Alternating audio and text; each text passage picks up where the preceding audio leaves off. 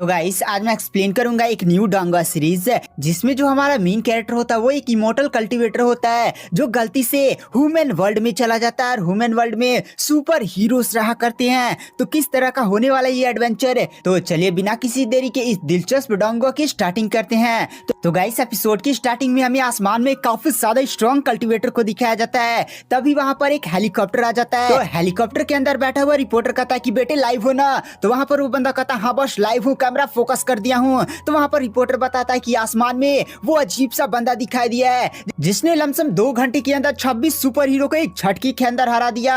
कोई भी super hero उसके सामने 2 सेकंड भी नहीं टिक पाया है। पता नहीं ये डेविल कहाँ से प्रकट हुआ है। और इन सभी घटनाओं को लाइव ब्रॉडकास्ट किया जा रहा होता है। तो जितनी भी ऑडियंस है लाइव देख रही होती है वो लोग भी कहते हैं कि भाई 2 घंटे के अंदर 26 सुपर हीरोज को हरा देना, आज तो लगता है काफी ज्यादा भयानक में बैटल देखने को मिलने वाली है। सच में ये न्यूज वाले तो काफी ज्यादा कमाल के बंदे यार। और इसी के साथ बिल्डिंग के टॉप पर हमें एक बंदे को काफी ज्यादा कूल तरीके से दिखाया जाता है। गाइस जो बंदा होता है वो एक सुपर हीरो होता है। वह कहता है दिलचस्प है, आज लगता है कोई दमदार ओपोनेंट मिलने वाला है। और वो बोलता है चलो चलते हैं। और इसी के साथ वो बिल्डिंग से छलांग लगाता है। जैसे बिल्डिंग से छलांग लगाता है और तभी आसमान में उसका सुपर शूट दिखाई देता है जो काफी ज्यादा कूल तरीके से उस सुपर हीरो के साथ आकर छूटता है। और वह सुपर हीरो एक काफी ज्यादा खतरनाक सा लुक वहां पर देता है और सीधे ही रोड पर एकदम खतरनाक कूल से एंट्री लेता है। एकदम धुआं धुआं हो जाता है और हमें उस सुपर हीरो को दिखाया जाता है जिसका जो सिस्टम होता है वह उसे नोटिफाई करता है कि बॉस आपका सूट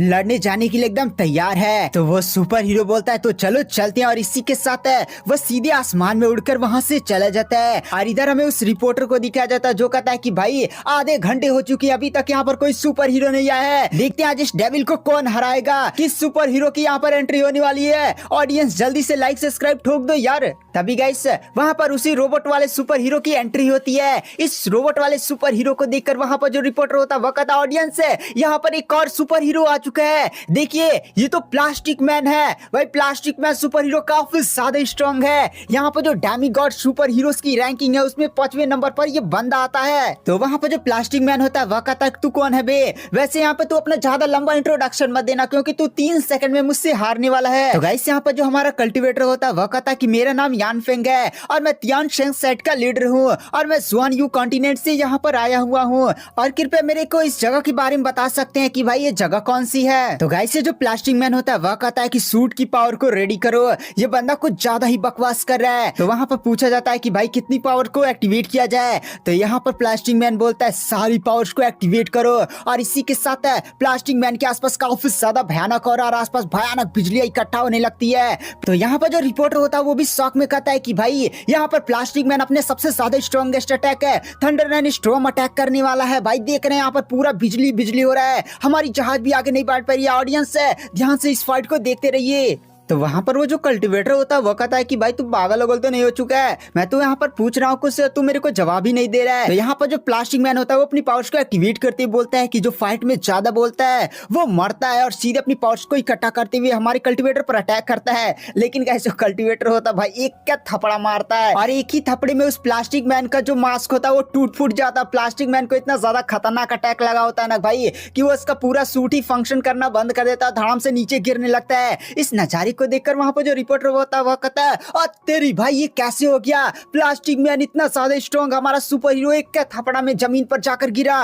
भाई ये बंदा कौन है, डेविल है डेविल। और जो प्लास्टिक मैन होता है वो जाकर सिटी के अंदर गिरता है, धड़ाम से गिरता है, बेहोश हो जाता है। इधर जो हमारा कल्टीवेटर यान फेंग होते हैं वह कहता है कि भाई आखिर यहाँ के लोग इतने ज्यादा अजीब क्यों यार, मैंने तो बस यहाँ पर रास्ता पूछा कि भाई ये जगह कौन सी है, थोड़ा सा मेरे को बताओ था। तो ये लोग तो ऐसी के तैसी करने पर लग गए मेरे। तो गाइस हमें इस रिपोर्टर को दिखाया जाता है जो हमारे मेन कैरेक्टर की तरफ देख कर कहता है कि भाई ये बंदा आखिर कौन है, इतना ज्यादा स्ट्रॉन्ग कैसे हो सकता है, हिस्ट्री का सबसे ज्यादा स्ट्रॉन्गेस्ट विलन है। और फिर गाइस हमें इस दुनिया के बारे में बताया जाता है कि जो अर्थ थी ना वो पहले नॉर्मल थी बट अचानक से अर्थ पर कई सारे मॉन्स्टर्स आ गए और कई सारे मॉन्स्टर्स ने इस अर्थ पर अटैक कर दिया और पूरी तरह से अर्थ पर तबाही मचा दी। बट लोगों की यहाँ पर पावर जागी जिन्हें हम सुपर हीरोज कहते हैं और इन सुपर हीरोज ने इन सभी मॉन्स्टर्स के साथ फाइट किया और बहुत सालों लोग की फाइट्स के बाद फाइनली सुपर हीरो ने मॉन्स्टर्स को अपना पेट बनाना सीख लिया, जिसकी वजह से इनकी पावर और भी ज्यादा इंक्रीज होने लगी और तभी से यहाँ पर एकदम शांति हो चुकी थी। बट अचानक से फिर से डेविल दिखाई दिया। तभी वहाँ पर जो कैमरामैन होता है वह कहता है कि बे बकलोल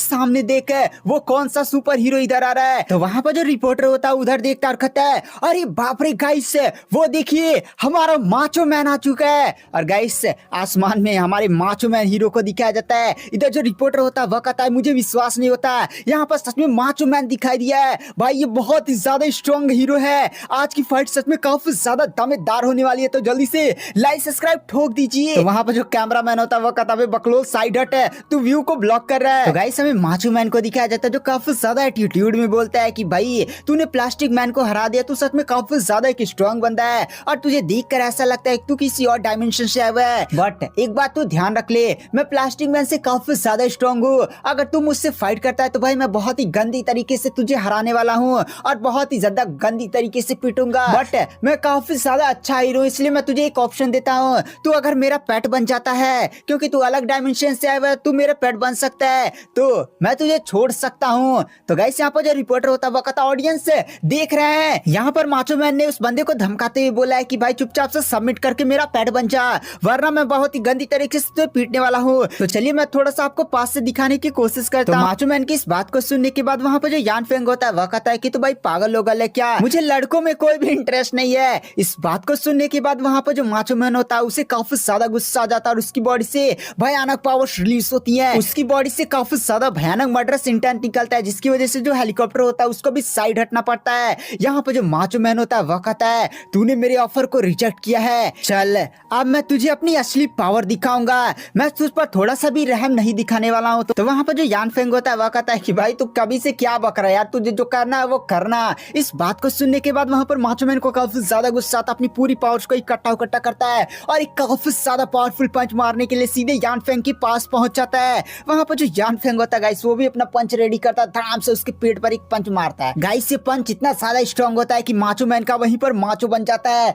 मतलब इतना ज्यादा खतरनाक होता है कि माचो मैन उड़ते हुए जाता सीधे ही उस हेलीकॉप्टर से टकराने वाला था। तो वहाँ पर जो कैमरामैन होता है वह कहता है कि कैमरामैन नेवर डाइज, अबे बकलोल रिपोर्टर जल्दी से कूद पैराशूट लेकर। तो वो लोग कूद जाते हैं और इसी के साथ माचो मैन टकराता है, हेलीकॉप्टर भी टूट जाता है, जाकर माचो मैन पता नहीं किस बिल्डिंग से टकराता है, वहीं पर माचो मैन भी बेहोश हो जाता है। तो यहाँ पर जो यान फेंग होता है वह कहता है यार यहाँ के लोग बड़े ज्यादा अजीब हैं, चलो मेरे को ही अब थोड़ा सा पता करना पड़ेगा, इसलिए मुझे को यहाँ से चलना चाहिए। और वो यहाँ से चला जाता है और इसी के साथ हमें उस रिपोर्टर और कैमरामैन को दिखाया जाता है, जहाँ पर जो रिपोर्टर होता है वह कहता है कि देखा मैंने कहा था ना कैमरामैन नेवर डाइज से। तो वहाँ पर जो कैमरामैन होता है वह कहता है बकलोल हम तो यहीं पर मरने वाले थे। तो वहाँ पर जो रिपोर्टर होता है वह कहता है गाइस से देखिए वो बंदा कहाँ पर चला जाता है। और इसी के साथ गाइस हमें 2 महीने बाद का सीन शिफ्ट किया जाता है, जहाँ पर जो हमारा यान फेंग होता है वो एक पहाड़ की चोटी पर बैठकर कल्टीवेशन कर रहा होता है। वो अपने बारे में बताता है कि मेरा नाम है यान फेंग और मैं जुआन यू कॉन्टिनेंट से आया हुआ हूँ और मुझे इस प्लेनेट पर आए हुए लमसम 2 महीने हो चुकी हैं और मैंने जितना इस प्लेनेट के बारे में जाना है कि अर्थ है और यहाँ पर जहाजें भी उड़ती हैं, बहुत ही ज्यादा अजीब जगह यार।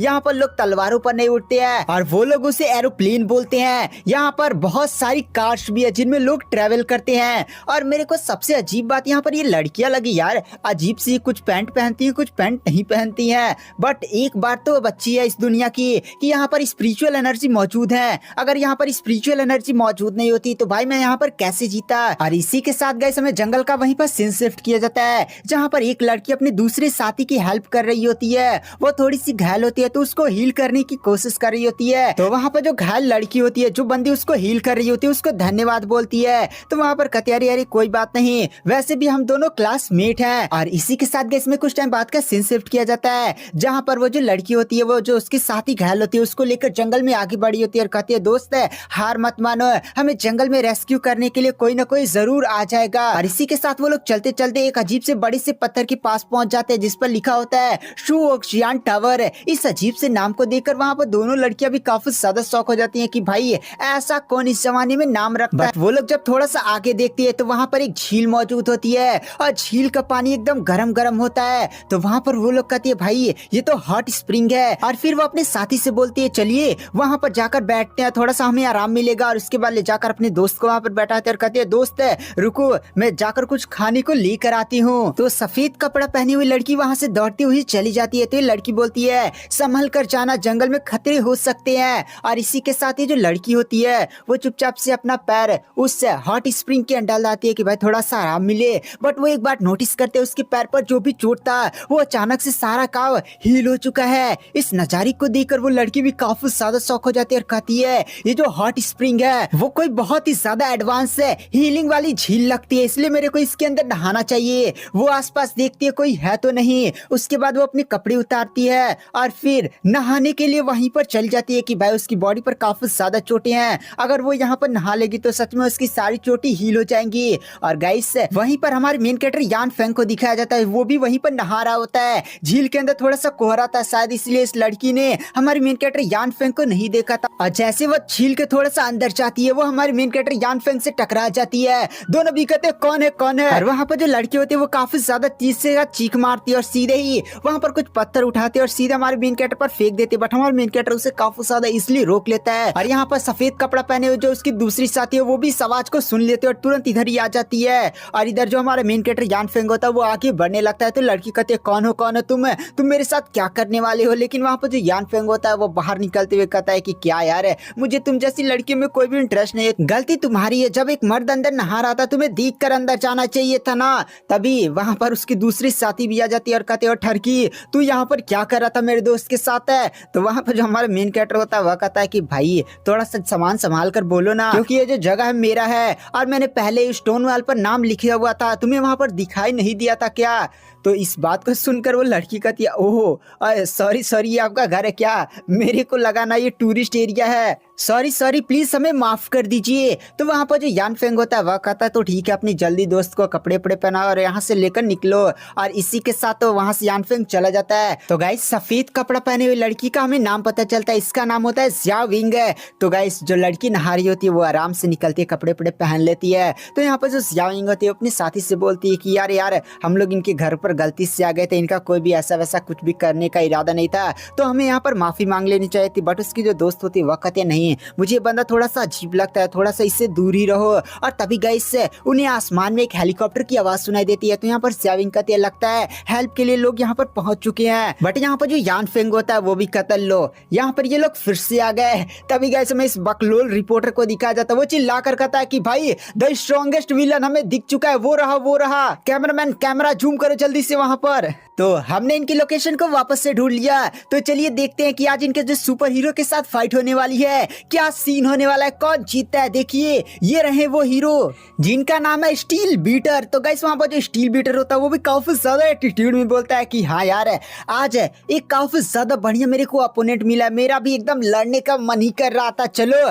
आज मैं तुम लोग को अपनी असली पावर दिखाने वाला हूँ। तो वहाँ पर जो रिपोर्टर होता है वह कहता है कि हीरो जी क्या आप अपने टीम का वेट नहीं करने वाले हैं। तो वहाँ पर जो स्टील बीटर होता है वह कहता है इसको हराने के मैं ही काफी हूं, और सीधे ही जहाज से कूद जाता है और काफी ज्यादा नीचे जमीन को तोड़ता उड़ता कूल से एंट्री लेता है। तभी गैस यहाँ पर जो ज़िया विंग होती है वह कहता है कि लगता है हमें बचाने के लिए हीरोज यहाँ पर आ चुके, चलो चलते हैं। लेकिन उसकी दोस्त तुरंत उसे खींच लेती है और गैस इस लड़की का नाम होता है यूनर। तो वहाँ पर यूनर कहते हैं देखो वहाँ पर वो बंदा लड़ने की पोजीशन में है, यानी वो हमें बचाने वाले नहीं है। और मुझे जितना पता ये तो स्टील बीटर है, 60 साल के नीचे जितने भी सुपर हीरोज हैं उनके टॉप 10 में ये बंदा आता है।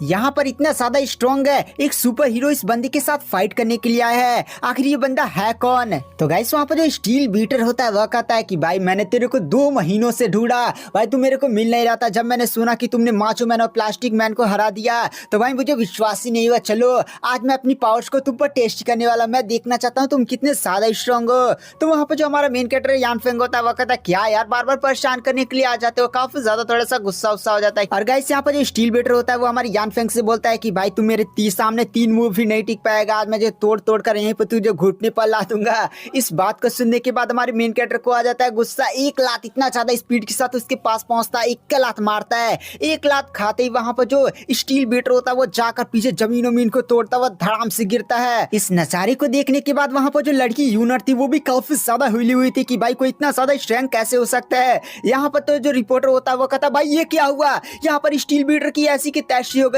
बट यहाँ पर जो स्टील बीटर होता है वो फिर से काफी ज्यादा कूल में खड़ा होता है और कहता है मैं हीरो हूँ, तभी वहाँ पर जो जिया विंग होती है वह कहती है सीनियर ये बंदा है कौन, बहुत ही ज्यादा स्ट्रॉन्ग है। तो वहाँ पर जो गाइस यूनर होती है वो जिया विंग को बताती है कि ये बंदा जरूर ही लेवल 7 के भी ऊपर का पावर हाउस है, वरना इसके पास इतनी ज्यादा स्ट्रेंथ स्पीड नहीं होती। आखिर ये बंदा आया।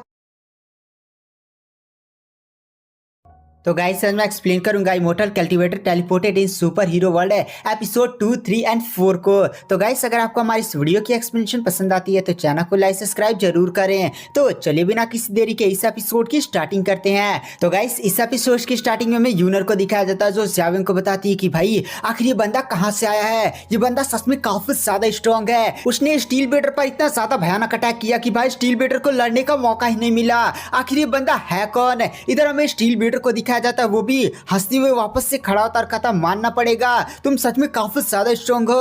अब मुझे विश्वास हुआ कि तुमने प्लास्टिक मैन और माचो मैन को हराया हुआ है, बट मुझे हराना इतना आसान नहीं होगा क्योंकि मेरी टीम है और मेरा शूट भी अब आ चुका है। शिप में बैठी हुई लड़की बोलती है कि कमांडर क्या आपके साथ सुपर हीरो सूट को फुल पावर्स के साथ अटैच किया जाए।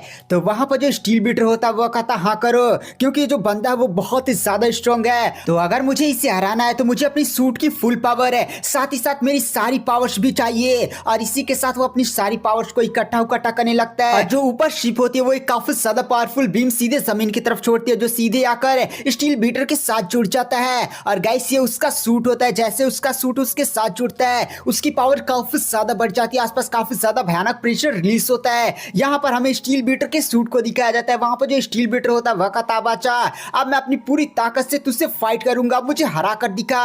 यहाँ पर जो रिपोर्टर होता है वह कहता है कि देख रहे हैं गाइस यहाँ पर स्टील बीटर ने अपने शूट को समन कर लिया है। 10 साल पहले जब एक काफी ज्यादा हाई लेवल का मॉन्स्टर आया था तो उसको मारने के लिए स्टील बीटर ने इसी सूट का यूज किया था। गाइस काफी ज्यादा मजा आने वाला है। इधर जो स्टील बीटर होता है वो भी काफी ज्यादा एटीट्यूड और चोड़ में बोलता है कि भाई आजा अब मैं तुझसे लड़ने के लिए एकदम तैयार हूँ, और एक बात ध्यान रखना अपनी पूरी ताकत से मुझ पर हमला करना, वरना आज तू यहाँ पर पिटने वाला है। तो गाइस वहां पर जो हमारा मेन कैरेक्टर यान फेंग होता है वह कहता है तो ठीक है, अगर तुम मुझसे फाइट ही करना चाहते हैं तो ठीक है। और इसी के साथ है वो अपनी स्वार्ड को बाहर निकाल लेता और कहता है मैं अपनी पूरी पावर्स का यूज नहीं करूंगा, मैं भी देखना चाहता हूं तुम कितने ज्यादा स्ट्रांग हो, थोड़ा सा तो मेरी पावर संभालो।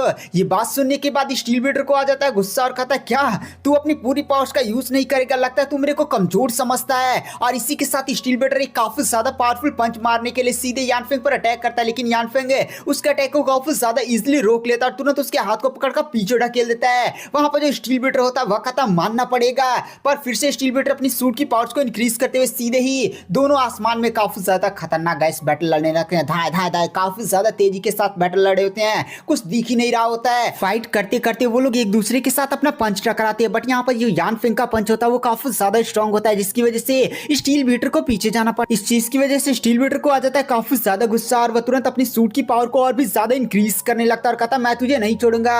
बट हमारा जो यानफेंग होता है वो धड़ाम से उसके पीछे आ जाता है, एक खोपड़ी पर धड़ाम से उल्टे हाथ दे मारता है, जिसकी वजह से वहां पर जो स्टील बीटर होता है वो जाकर सीधे जमीन के अंदर धंस जाता है। इस चीज को देखने के बाद वहां पर जो रिपोर्टर होता है वो भी काफी ज्यादा शॉक हो जाता है कि भाई ये क्या हुआ। यहाँ पर हमारी यानफेंग ने केवल एक थपड़ा पीछे से मारा, उतने में स्टील बीटर जाकर जमीन में घस गया। देख रहे हैं गाइस यहाँ पर क्या चल रहा है। यहाँ पर जो स्टील बीटर होता है वो तुरंत फिर से जमीन से बाहर निकलता है और फिर से कूल सी एंट्री मारता है और मन ही मन सोचता है कि भाई ये क्या हुआ, आखिर ये बंदा मेरे पीछे कब आया। भाई इसकी स्पीड काफी ज्यादा स्ट्रॉन्ग है, इसकी पावर मुझसे काफी ज्यादा हाई लग रही है। मुझे ऐसा फील हो रहा है कि ये मेरे सामने एक पहाड़ है और मैं एक चींटी हूँ, बट मैं हूँ स्टील बीटर, मैं ऐसे हार नहीं मान सकता। आज मैं किसी भी हालत में इस बंदे को हरा कर रहूंगा और इसीलिए मुझे यूज करना पड़ेगा प्लाज्मा कैनन। और तुरंत वो प्लाज्मा कैनन को बाहर निकाल लेता और कहता है अब मेरे प्लाज्मा कैनन के अटैक से बचकर दिखा। तुरंत वहां पर बिजली उजली चमकने लगती है। वहां पर जो स्टील बीटर होता है वो तुरंत अपनी प्लाज्मा कैनन को आगे कर एक प्लाज्मा कैनन शूट कर देता है। एक काफी ज्यादा पावरफुल बिजली का गोला सीधे हमारे मेन कैरेक्टर यानफेंग की तरफ बढ़ने लगता है और उससे जाकर धाम से टकराता है। जैसे वो बिजली का गोला यानफेंग से टकराता है एकदम पूरा धुआं धुआं हो जाता है, एकदम ब्लास्ट वहां पर दिखाई देता है। इस चीज को देखने के बाद वहां पर जो स्टील बीटर होता है वह कहता है लो जी मैं जीत गया, मेरी प्लाज्मा कैनन से कोई ऐसे थोड़ी ना बच सकता है। बट गाइस वहां पर धुआं हटता है और हमारे मेन कैरेक्टर को दिखाया जाता है उसने इस भयानक अटैक को काफी ज्यादा इजिली रोक लिया होता है। इस नजारे को देखने के बाद वहां पर स्टील बीटर भी काफी ज्यादा शॉक होते हुए कहता है कि भाई ये कैसे हो सकता है, मेरा इतना ज्यादा स्ट्रॉन्गेस्ट प्लाज्मा अटैक है, आखिर ये बंदा झील कैसे सकता है। वहाँ पर जो यूनर होती है वो भी शौक में कहती है कि भाई आखिर ये कैसे हो सकता है, इस बंदे ने इतनी आसानी के साथ इतने ज्यादा पावरफुल प्लाज्मा अटैक को रोक लिया। भाई आखिर ये बंदा है कौन और कहाँ से आया है। और इसी के साथ गाइस हमें स्टील बीटर को दिखाया जाता है जो अपनी प्लाज्मा कैनन को अंदर रखते हुए कहता है नहीं मैं ऐसे हार नहीं सकता, अब मैं अपनी सबसे ज्यादा स्ट्रॉन्गेस्ट अटैक का यूज करने वाला हूँ। अब तुमने मुझे उस हद तक मजबूर कर दिया। और इसी के साथ स्टील बीटर की जो सूट होता है उसके आसपास काफी ज्यादा खतरनाक और मंडराने लगता है। देख रहे हैं पूरा एरिया जैसे बवंडर आ रहा होता है, आसपास की सारी एनर्जी सीधे स्टील बीटर की बॉडी में जा रही होती है। तभी वहां पर स्टील बीटर के शिप के अंदर वार्निंग शो होने लगती है कि यहाँ पर जो स्टील बीटर है वो सुपर प्लाज्मा कैनन को चार्ज कर रहा है और इसलिए वो अपनी सारी पावर्स को इकट्ठा कर रहा है। यहाँ पर ये जो लेडी कमांडर होती है वह कहती है कि स्टील बीटर आप भाई ऐसा नहीं कर सकते क्योंकि अभी सुपर प्लाज्मा कैनन टेक्निक है, अभी एक्सपेरिमेंटल स्टेज में है और अपनी पूरी ताकत इस टेक्निक में अगर झोंक देंगे तो भाई आपको काफी ज्यादा चोटें भी लग सकती है और सामने वाले बंदे की जान भी जा सकती है, तो आप अपनी पूरी ताकत का यूज मत करिए। और इसी के साथ गाइस हमें रिपोर्टर को दिखाया जाता है जो चिल्लाकर कहता है गाइस देख रहे हैं यहाँ पर आखिर स्टील बीटर कौन सी टेक्निक का यूज कर एकदम बवंडर आसमान एकदम काला हो चुका है। मेरा इधर जो हेलीकॉप्टर है वो स्टील बीटर के आसपास भी नहीं जा पा रहा। भाई अटैक काफी ज्यादा स्ट्रॉन्ग है गाइस, देखिए क्या होता है। और इसी के साथ गाइस हमें स्टील बीटर को दिखाया जाता है, वह कहता नहीं आज मैं किसी भी हालत में इस बंदे को हरा कर रहूंगा। और इसी के साथ स्टील बीटर अपनी पूरी पावर्स को इकट्ठा करता है और सुपर प्लाज्मा अटैक तैयार करते हुए शूट करता है। काफी ज्यादा पावरफुल बीम है सीधे जमीन को चीरते हुए आगे बढ़ने लगती है हमारे मेन कैरेक्टर की तरफ है। बट यहाँ पर जो यान फेंग होता है वो तुरंत अपनी स्वॉर्ड इंटेंट की पावर को रिलीज करता है और काफी ज्यादा पावरफुल स्वॉर्ड पावर से सीधे उसके अटैक को डिस्ट्रॉय करते हुए, मतलब वो जो बड़ी सी बीम हुई थी उसको डिस्ट्रॉय करते सीधे जाकर स्टील बीटर के साथ टकराती है। और ये पावर इतनी ज्यादा स्ट्रॉन्ग होती है कि सीधे स्टील बीटर का सूट ही एकदम डिस्ट्रॉय हो जाता है। भाई वो एकदम नंगा पुंगा होने लगता है। स्टील बीटर को विश्वास ही नहीं हो रहा था कि भाई बंदा इतना ज्यादा स्ट्रॉन्ग कैसे हो सकता है। हमारा मेन कैरेक्टर काफी ज्यादा स्ट्रॉन्ग पावर लगाता है जिसकी वजह से जो स्टील बीटर होता है वो सीधे पहाड़ को तोड़ता हुआ आसमान में चला जाता है। और गाइस हमें रिपोर्टर को दिखाया जाता है, इस नजारे को देखकर वो भी काफी ज्यादा शॉक हो जाता है, कहता भाई ये क्या हुआ, आखिर स्टील बीटर किस दुनिया में जाकर गिरा। और हमें दिखाया जाता है जो स्टील बीटर होता है वो जंगल से सीधे आकर सिटी में गिरता है। वहां पर लोग भी आकर कहते हैं भाई ये नंगा पुंगा आदमी कौन है। तभी वहां पर कुछ लोग कहते हैं भाई ये तो स्टील बीटर है ना। वहां पर जो स्टील बीटर होता है वो भी शॉक में कहता है क्या मैं हार चुका हूँ, बट ये कैसे हो सकता है। और इसी के साथ गैसे में सीन सिर्फ और रात में हमें एक अलाव दिखाया जाता है। वहीं पर हमारा मेन कैरेक्टर नदी के किनारे अभी भी होता है और वहीं पर कल्टीवेशन कर रहा होता है। और सियाव्यांग और यूनर गई नहीं होती है बल्कि वो दोनों लड़कियां भी यहीं पर होती हैं। बट वो लोग खाना वाना पका रही थी, मछलियां पका रही होती है। और हमारा मेन कैरेक्टर यानफेंग वहीं पर बैठकर कल्टीवेशन कर रहा होता है। तो वहाँ पर जो यूनर होती है वो हमारे मेन कैरेक्टर की तरफ देखती है और फिर सियाव्यांग से कहती है जाओ थोड़ी सी मछली इस बंदे को भी देकर, इस बंदे ने सुबह से कुछ भी नहीं खाया है। तो यहाँ पर जो सियाव्यांग होती है वो सीधे जाती है हमारे यानफेंग के पास और कहती है ये लो जी मछली, आप सुबह से बैठकर ही केवल साधना करते जा रहे हैं। बट वहाँ पर जो यानफेंग होता है वो मना कर देता है कि भाई मुझे भूख नहीं है। तो वहाँ पर जो सियाव्यांग होती है वो उससे चिपकते हुए बोलती है कि भाई तुम तो सच में काफी ज्यादा अजीब बंदे हो, क्या तुम दूसरे वर्ल्ड से आए हो ना, बताओ अपने बारे में। तो वहाँ पर जो हमारा मेन कैरेक्टर होता है वह कहता है तुम्हें कैसे पता कि मैं दूसरे वर्ल्ड से आया हूँ। तो वहाँ पर जो सियाव्यांग होते वह कहते बहुत ही ज्यादा आसान है, तुम्हारे कपड़े पहनने के तरीके और तुम्हारी बातें और तुम्हारी पावर सच में काफी ज्यादा खतरनाक है। तो बताइए ना अपने बारे में कि आप किस वर्ल्ड से आए हैं। वहाँ पर जो यानफेंग होता है वह कहता है ठीक है मैं बताता हूँ, मैं इमोर्टल वर्ल्ड के जुआनियन कॉन्टिनेंट से आया हूँ। जुआनियो कॉन्टिनेंट में मेरा एक सेक्ट पड़ता था, नाम था टियानशिन सेक्ट है और मैं वहीं पर पैदा हुआ था। और मैं 6 साल की उम्र में काफी ज्यादा टैलेंटेड था। मैंने 6 साल की उम्र से ही कल्टीवेशन शुरू कर दिया और 6 साल की उम्र में ही मैंने peak of QI refining master तक पहुंच गया। और 15 साल की उम्र में मैंने फाउंडेशन बिल्डिंग को पार कर गोल्डन रियलम तक पहुंच गया। उसके बाद लगातार मेरी कल्टीवेशन बढ़ती रही, मैं सच में काफी ज्यादा जीनियस था। मैंने जुआनियो कॉन्टिनेंट का रिकॉर्ड तोड़ दिया। 100 साल की उम्र में ही मैं एक इमोर्टल बन गया और मेरा जुआनियो कॉन्टिनेंट पहले से इमोर्टल वर्ल्ड का हिस्सा था। गाइस इमोर्टल वर्ल्ड के अंदर कई सारे कॉन्टिनेंट्स आते हैं और गाइस जुआनियो कॉन्टिनेंट उन्हीं में से एक कॉन्टिनेंट आता है। और फिर हमारा जो मेन कैरेक्टर यानफेंग होता है वो अपने सेट टियानशिन सेट का लीडर बन जाता है और फिर उसने लगातार टीचिंग्स दी और उसकी कल्टीवेशन लगातार बढ़ती जा रही थी। अब मेरी एज लमसम 2000 सालों तक पहुंचने वाली थी और फिर मुझे एक दिन एहसास हुआ इमोर्टल एम्परर लेवल का, अगर मैं इस लेवल तक पहुंच जाता तो मैं पूरे इमोर्टल रियलम का सबसे ज्यादा स्ट्रॉन्गेस्ट कल्टीवेटर बन जाता। मेरे सामने सब चाय में कम पानी होते, इसलिए मैंने इस लेवल को अचीव करने में अपना सब कुछ लगा दिया। पर फिर भी मैं उस लेवल को अचीव नहीं कर पाया, इसलिए मैंने डिसाइड किया सैकुलेशन के अंदर कल्टीवेशन करने के लिए और मैं सैकुलेशन के अंदर चला गया। बट मैं सैकुलेशन के अंदर कुछ ज्यादा ही समय तक रुक गया, लमसम 300-400 साल बीत चुके थे। और इसी मौके का फायदा उठाते हुए जुआनियो कॉन्टिनेंट के बहुत सारे कल्टीवेटर्स है डीमन सेक्ट ने सभी ने मिलकर मेरे टियानशिन सेक्ट पर हमला कर दिया ताकि वो लोग मेरे सेट सेट का सबसे ज्यादा स्ट्रॉन्गेस्ट रीजन हेवन सरपासिंग हेलब्रेड को हासिल कर सके। ये मेरे सेट का one of the most precious treasure था। उन लोगों ने मेरे सेट को डिस्ट्रॉय करने के मतलब बहुत सारे राइटियस और डेमोनिक कल्टीवेटर सब ने मिलकर हमला किया था। मेरे सेट के सभी डिसेपल्स ने सेट की फॉर्मेशन को एक्टिवेट करते हुए कई सालों तक फाइट किया, लेकिन कई सालों के हमले की वजह से यहाँ पर सेट की फॉर्मेशन भी डिस्ट्रॉय हो गई और बहुत सारे सेट्स ने मिलकर हमला किया था, जिसकी वजह से मेरा जो सेट था वो ज्यादा समय तक टिक नहीं पाया। मेरे पूरे सेट को डिस्ट्रॉय कर दिया, सभी डिसेपल्स को जान से मार दिया, पूरे सेट को लूट लिया, यहाँ तक कि जितनी भी फीमेल सबसे मोस्ट पावरफुल फीमेल डिसेपल्स थी उन्हें मार दिया और उन्हें एकदम टांग दिया कि भाई देखो जो हमसे पंगा लेगा यही होगा। और उन लोगों ने मेरे पूरे सेट को लूट लिया और जब मैं बाहर आया तो पहले से ही पूरा सेट डिस्ट्रॉय हो चुका था।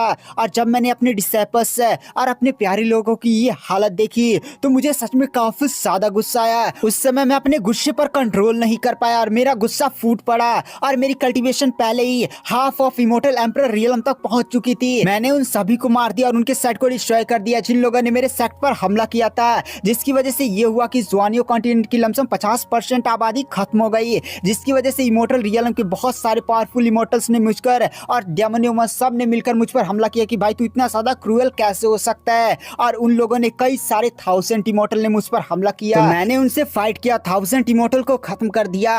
5 ग्रेट सीस लेवल की इमोर्टल भी जान से मारे गए। जब इतने ज्यादा पावरफुल इमोर्टल्स एकदम खत्म, तो इमोर्टल लोग समझ गए कि वो लोग मुझे हरा नहीं सकते, इसलिए उन लोगों ने मुझे ज़ुआनियन टावर में कैद कर कर डीप स्पेस में फेंक दिया। और जब मेरी आंखें खुली तो मैं इस दुनिया में था और तब ये सारा पंगा उंगा हो गया। तो वहां पर इस कहानी को सुनने के बाद जो ज़ियावेंग होती है वह कहती है सच में आपकी जो कहानी है वो बहुत ही ज्यादा बच्चों वाली है, नॉवेल वाली मुझे लग रही है। तो वहां पर जो यूनर होती है वो उसे शांत कराती है और कहती है अच्छा सीनियर ये बताइए कि अब आगे का क्या प्लान है। तो वहां पर जो हमारा यान फेंग होता है वह कहता है मैं फिर से इमोर्टल वर्ल्ड में जाने का रास्ता ढूंढूंगा और फिर मैं वहां पर अपने तियानशिंग शर्ट को फिर से वापस से बनाऊंगा।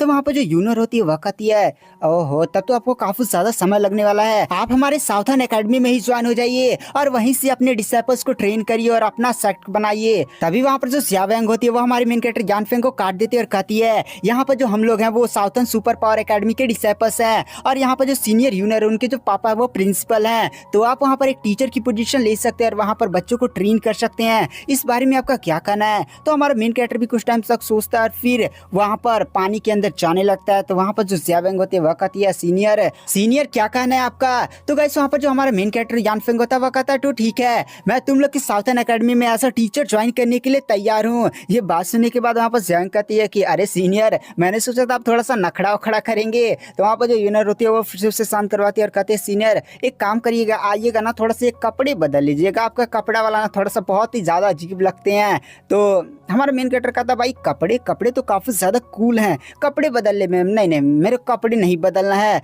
तो वहाँ पर जो ज़ियावेंग होती है वह कहते हैं तो ठीक है सीनियर अगर आपको यही पसंद है तो आप यही पहनकर हमारी अकेडमी में आ सकते हैं। उसके बाद कैसे हमें कल सुबह का सीन दिखाया जाता है जहाँ पर हमारा मेन कैरेक्टर मेट्रो पर पहुंच चुका होता है और वहाँ पर जाकर आराम से बैठ जाता है कि भाई चलो साउथर्न सुपर पावर एकेडमी में चलते हैं। वहाँ पर जो लड़की होती है वो हमारे मेन कैरेक्टर के कपड़े को देखकर तुरंत फोटो खींचती है कि भाई बंदा काफ़ी ज़्यादा कूल है। वहाँ पर स्टॉप आ जाता है तो जो लड़की होती है वो वहाँ से चली जाती है और फिर उस स्टॉप पर एक लड़की वहीं पर चढ़ती है। ये जो लड़की होती है वो काफ़ी ज़्यादा थोड़ी सी सुंदर लग रही होती है और हमारे मेन कैरेक्टर यान फेंग की तरफ देखती है। वहाँ पर जो यान फेंग होता है वो भी देखता है तो लड़की तुरंत अपना सर मुँह डाल लेती है। तभी उसके पीछे एक बदमाश लड़का आ जाता है और तुरंत उस लड़की को छेड़ने लगता है कि क्या मेरी जान है और ऐसे काफ़ी ज़्यादा छेड़ा करने लगता है। तो हमारा जो मेन कैरेक्टर यान फेंग होता है वो भी उस बंदी को घूर कर देखता है और वहाँ पर वो जो लड़की होती है वो तुरंत हमारी मेन कैरेक्टर यान फेंग से मदद मांगती है। बट हमारे जो यान फेंग होता है वो अपने आप को शांत कर लेता है कि भाई ये जो एरिया वो पब्लिक एरिया है और मैंने सुना है यहाँ पर कैमरे वैमरे लगे होते हैं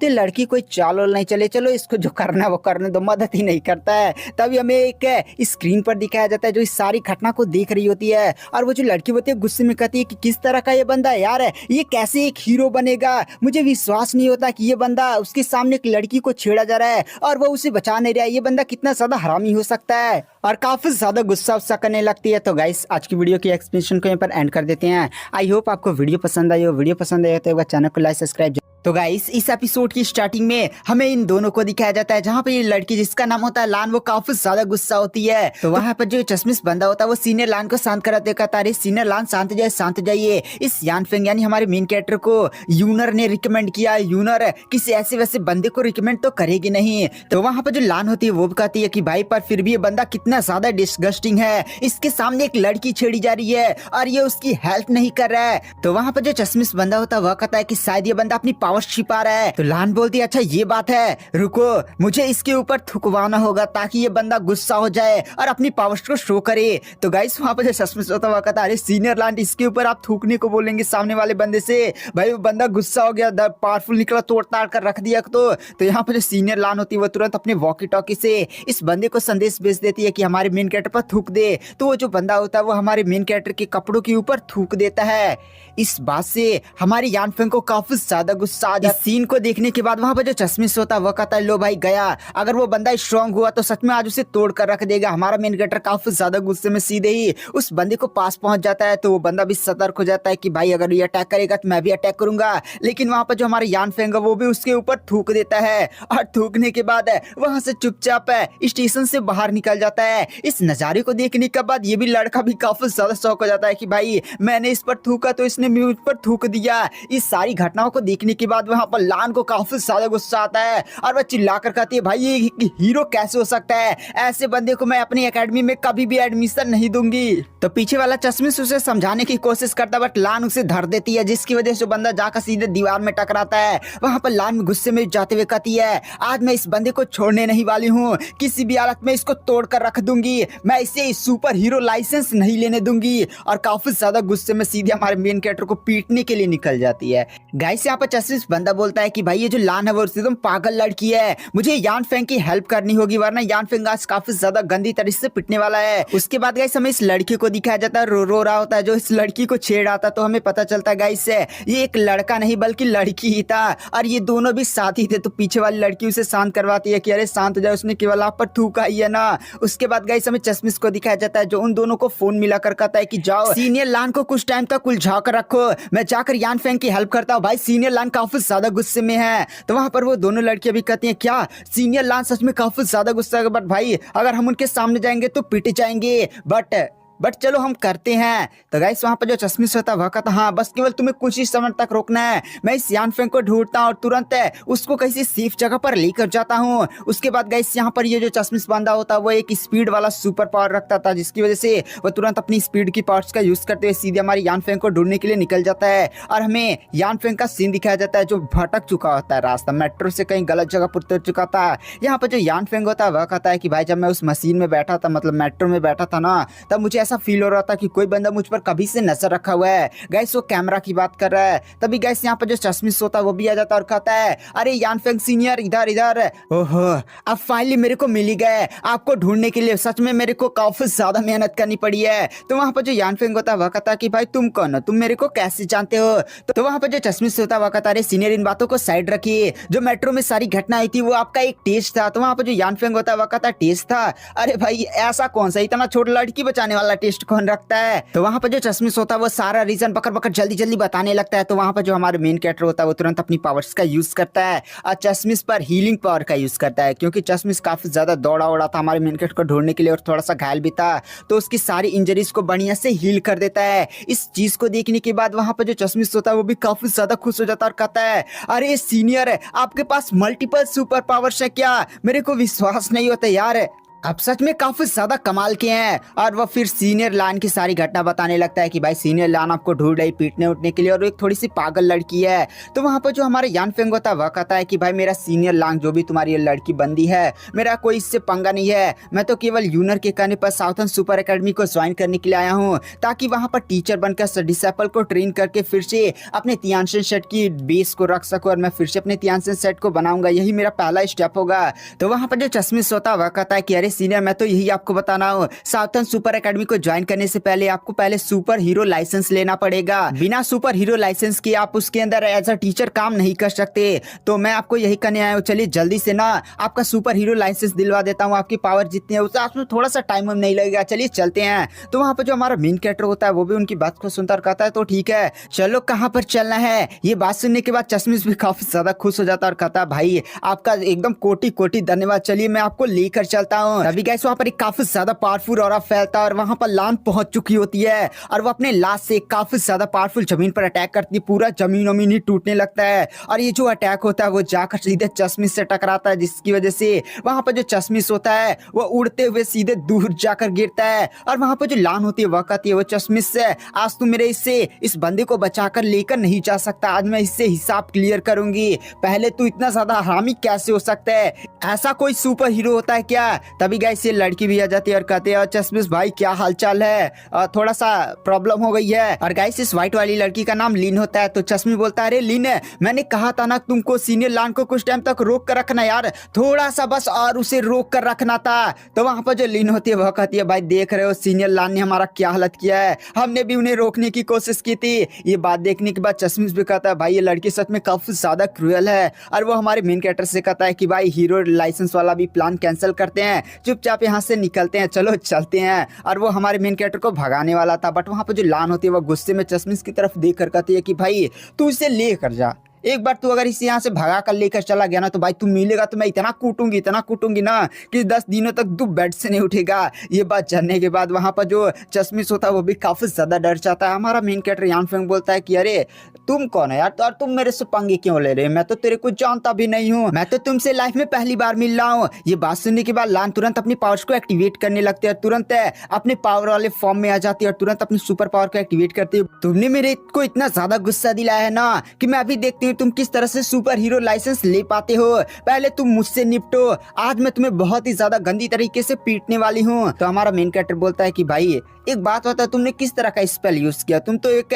नचनिया टाइप बन चुकी हो। ये बात सुनने के बाद यहाँ पर चश्मिश की तो चश्मा ही बाहर आ जाता है कि भाई इस बंदे ने क्या बोल दिया। अब यहाँ पर जो लान हो काफी ज्यादा गुस्सा हो जाए, भाई इसको पीट कर रख देगी और वह सीधे हमारे मेन कैरेक्टर के पास जाता और कहता है यान फेंग ब्रदर भाई तुमने जो बात बोली है वो काफी ज्यादा डेंजरस है, अगर भागना चाहते हो तो चुपचाप मेरा हाथ पकड़ो, मैं तुम्हें सुपर स्पीड से यहाँ से लेकर चलता हूँ, वरना तो आज तुम बहुत ही ज्यादा गंदी तरीके से पीटने वाले हो। सीनियर लान को नचनिया बोल दिया, भाई आज तुम्हारी हालत बहुत ही ज्यादा बेकार होने वाली है। तो गाइस आज की वीडियो की एक्सप्लेनेशन को यहाँ पर एंड कर देते हैं, इसका नेक्स्ट एपिसोड मैं जल्दी अपने चैनल पर अपलोड कर रहा हूँ। तो वीडियो पसंद आई हो तो चैनल को लाइक सब्सक्राइब जरूर करें। Thank you, bye bye. तो गाइस आज मैं एक्सप्लेन करूंगा immortal cultivator teleported in super hero world episode 6 and 7 को। तो गाइस अगर आपने हमारे पिछले एपिसोड्स को मिस कर दिया है तो मैंने उसका लिंक आपको डिस्क्रिप्शन बॉक्स में प्रोवाइड कर दिया है, तो आप वहां पर जाकर चेकआउट कर सकते हैं। तो चलिए बिना किसी देरी के इस एपिसोड की स्टार्टिंग करते हैं। तो गाइस इस एपिसोड की स्टार्टिंग में लान को दिखाया जाता है जो हमारी यान फेंग से लड़ने के लिए तैयार होती है। तो वहां पर जो यान फेंग होता है वह कहता है अरे बहन शांत हो जाए यार, इस दुनिया के लोग बड़े ज्यादा अजीब है यार, मेरे तुमसे कुछ दुश्मन नहीं है, तुम फिर भी मुझसे लड़ने के लिए आ गई। अच्छा कोई मैटर वेटर हो गया तो आप बैठकर डिस्कस कर लेते हैं कि भाई गुस्सा क्यों हो, ऐसे सीधे लड़ाई करने क्यों आ गई। तो गाइस यहाँ पर जो लान होती है वो भी एकदम पागल लड़की होती है, एटीट्यूड वाली गर्ल होती है, वो भी गुस्से में कहती है कि एक सुपर हीरो वर्ल्ड है, यहाँ पर केवल ताकत बोलती है, पहले मैं तुम्हें काफी ज्यादा पीटूंगी उसके बाद बात करूंगी। वहां पर जो यान फेंग होता है वह कहता है लो आ जाओ तब लड़ना है पागल लड़की कहीं की। और इसी के साथ वहां पर लान होती है वो काफी ज्यादा गुस्से में सीधे हमारे मेन कैरेक्टर यान फेंग पर अटैक करती है, बट वहां पर जो यान फेंग होता है उसके अटैक को काफी ज्यादा इजीली डॉज कर लेता है। तभी वहां पर जो लान होती है वो अपने हाथों में मैजिक ब्लास्ट का यूज करती है, जिसकी वजह से वहां पर एक काफी ज्यादा पावरफुल धमाका होता है। यह धमाका एकदम पूरा खतरनाक ही होता है। वहां पर जो यान फेंग होता है उसको कुछ नहीं होता, वो आराम से पीछे हटता है, वहां पर धुआं हुआ हटता है। तो वहां पर जो लान होती है वो भी गुस्से में खड़ी होती है और कहती है हाँ मानना पड़ेगा, और फिर से काफी ज्यादा पावरफुल बीम सीधे हमारे मेन कैरेक्टर की तरफ शूट करती है और कहते हैं इससे बचकर दिखा। बट गाइस वहां पर जो यान फेंग होता है वो काफी ज्यादा इसलिए उसके बीम को डिस्ट्रॉय कर देता है। इस नचारी को देखकर वहां पर जो चश्मिश होता है वो भी शौक में कहता है भाई आखिर ये बंदा यान फेंग कितना ज्यादा स्ट्रॉन्ग है यार। इधर जो हमारा यान फेंग होता है उस पागल लड़की लान से बोलता है मानना पड़ेगा तुम्हारी जो पावर है वो पिछले अपोनेंट जितने भी मिला था उनसे काफी ज्यादा अच्छी है। तो वहां पर जो लान होती है वो भी एटीट्यूड में बोलती है कि केवल ये तो मेरा अभी वार्म अप था, अभी तो मेरी असली पावर देखना बाकी है तुम्हें। हैं। इधर जो चश्मिश के बगल में लड़की होती है वह कहती है भाई सिस्टर लान तो सच में काफी ज्यादा खतरनाक है यार। चश्मिश भाई बताओ ना क्या पहले वो वैसी थी? तो वहाँ पर जो चश्मिश होता है वह कहता नहीं, पहले सिस्टर लान काफी ज्यादा अच्छी थी। दरअसल 3 साल पहले मैं और सिस्टर लान इस डिपार्टमेंट पे आए थे जहाँ पर हमें सुपर हीरो जो भी पावर्स अपनी अवेकन करते हैं उन लोगों को एनालाइज कर हमें सुपर हीरो लाइसेंस देना होता था। बट इन 3 सालों में भाई हमें ऐसे ऐसे सुपर हीरो मिले ना जिसकी वजह से सिस्टर लान का दिमाग खराब हो गया।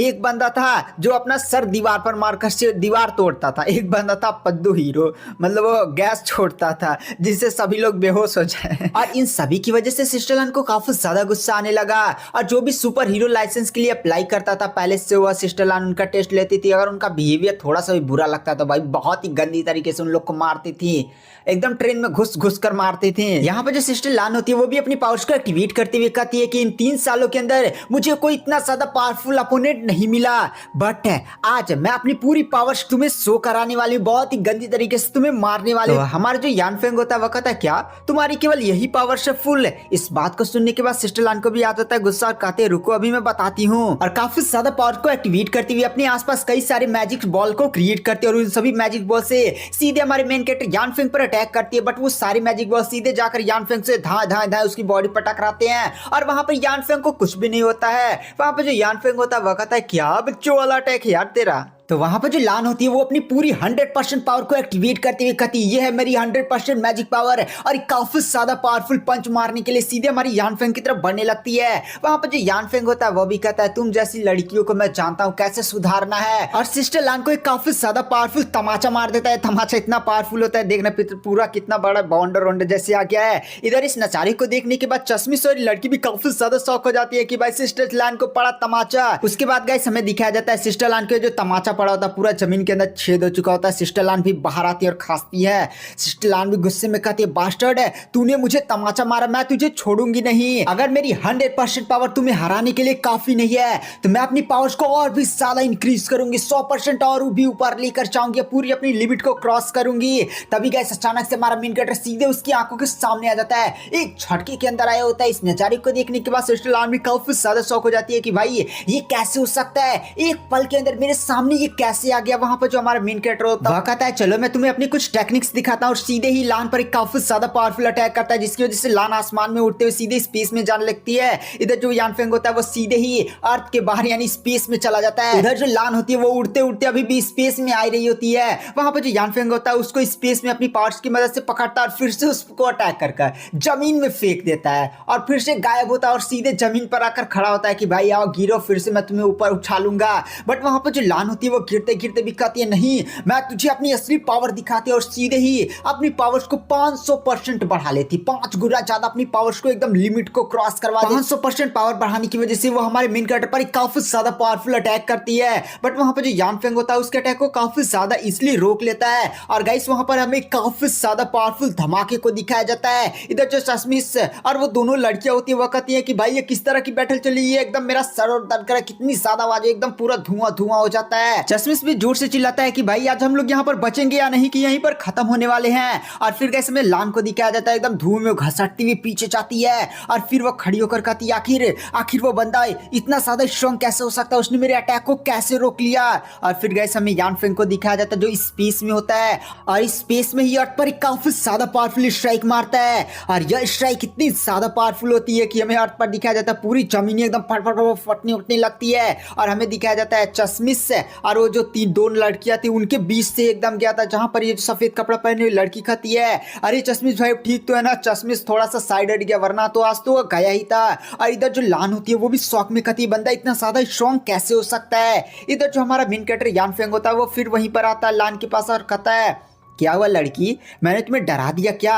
इस बात को सुनने के बाद वहां पर जो लान होती है वो गुस्से में खड़ी होती है और कहते नहीं मैं तुमसे कभी भी नहीं डर सकती, मैं तुम्हें हरा कर रहूंगी। इधर हमें चश्मिश को दिखाया जाता है वो भी शौक में हमारी यानफेंग की पावर को देख कर कहता है कि भाई इन 3 सालों के अंदर मैंने पहली बार सिस्टर लान को हारते हुए देखा है। सिस्टर लान की कंडीशन काफी ज्यादा बेकार हो चुकी है, मुझे तो नहीं लगता कि वो अब फाइट करेंगी। बट यहाँ पे जो लान होती है वो कहती है नहीं, मैं अपनी हार को ऐसे स्वीकार नहीं करूंगी। हार मैं केवल अपने अगले जन्म में मानूंगी। मैं तुम्हें हरा कर रहूंगी आज किसी भी हालत में। और फिर से अपनी पावर्स को इकट्ठा करते हुए काफी ज्यादा पावरफुल पंच मारने के लिए सीधे हमारी यानफेंग पर अटैक करने के लिए आगे बढ़ती है। बट वहां पर जो यानफेंग होता है वो उसे रोक लेता है और कहता है रुको लड़की, तुम पागल हो तो नहीं हो थोड़ा सा।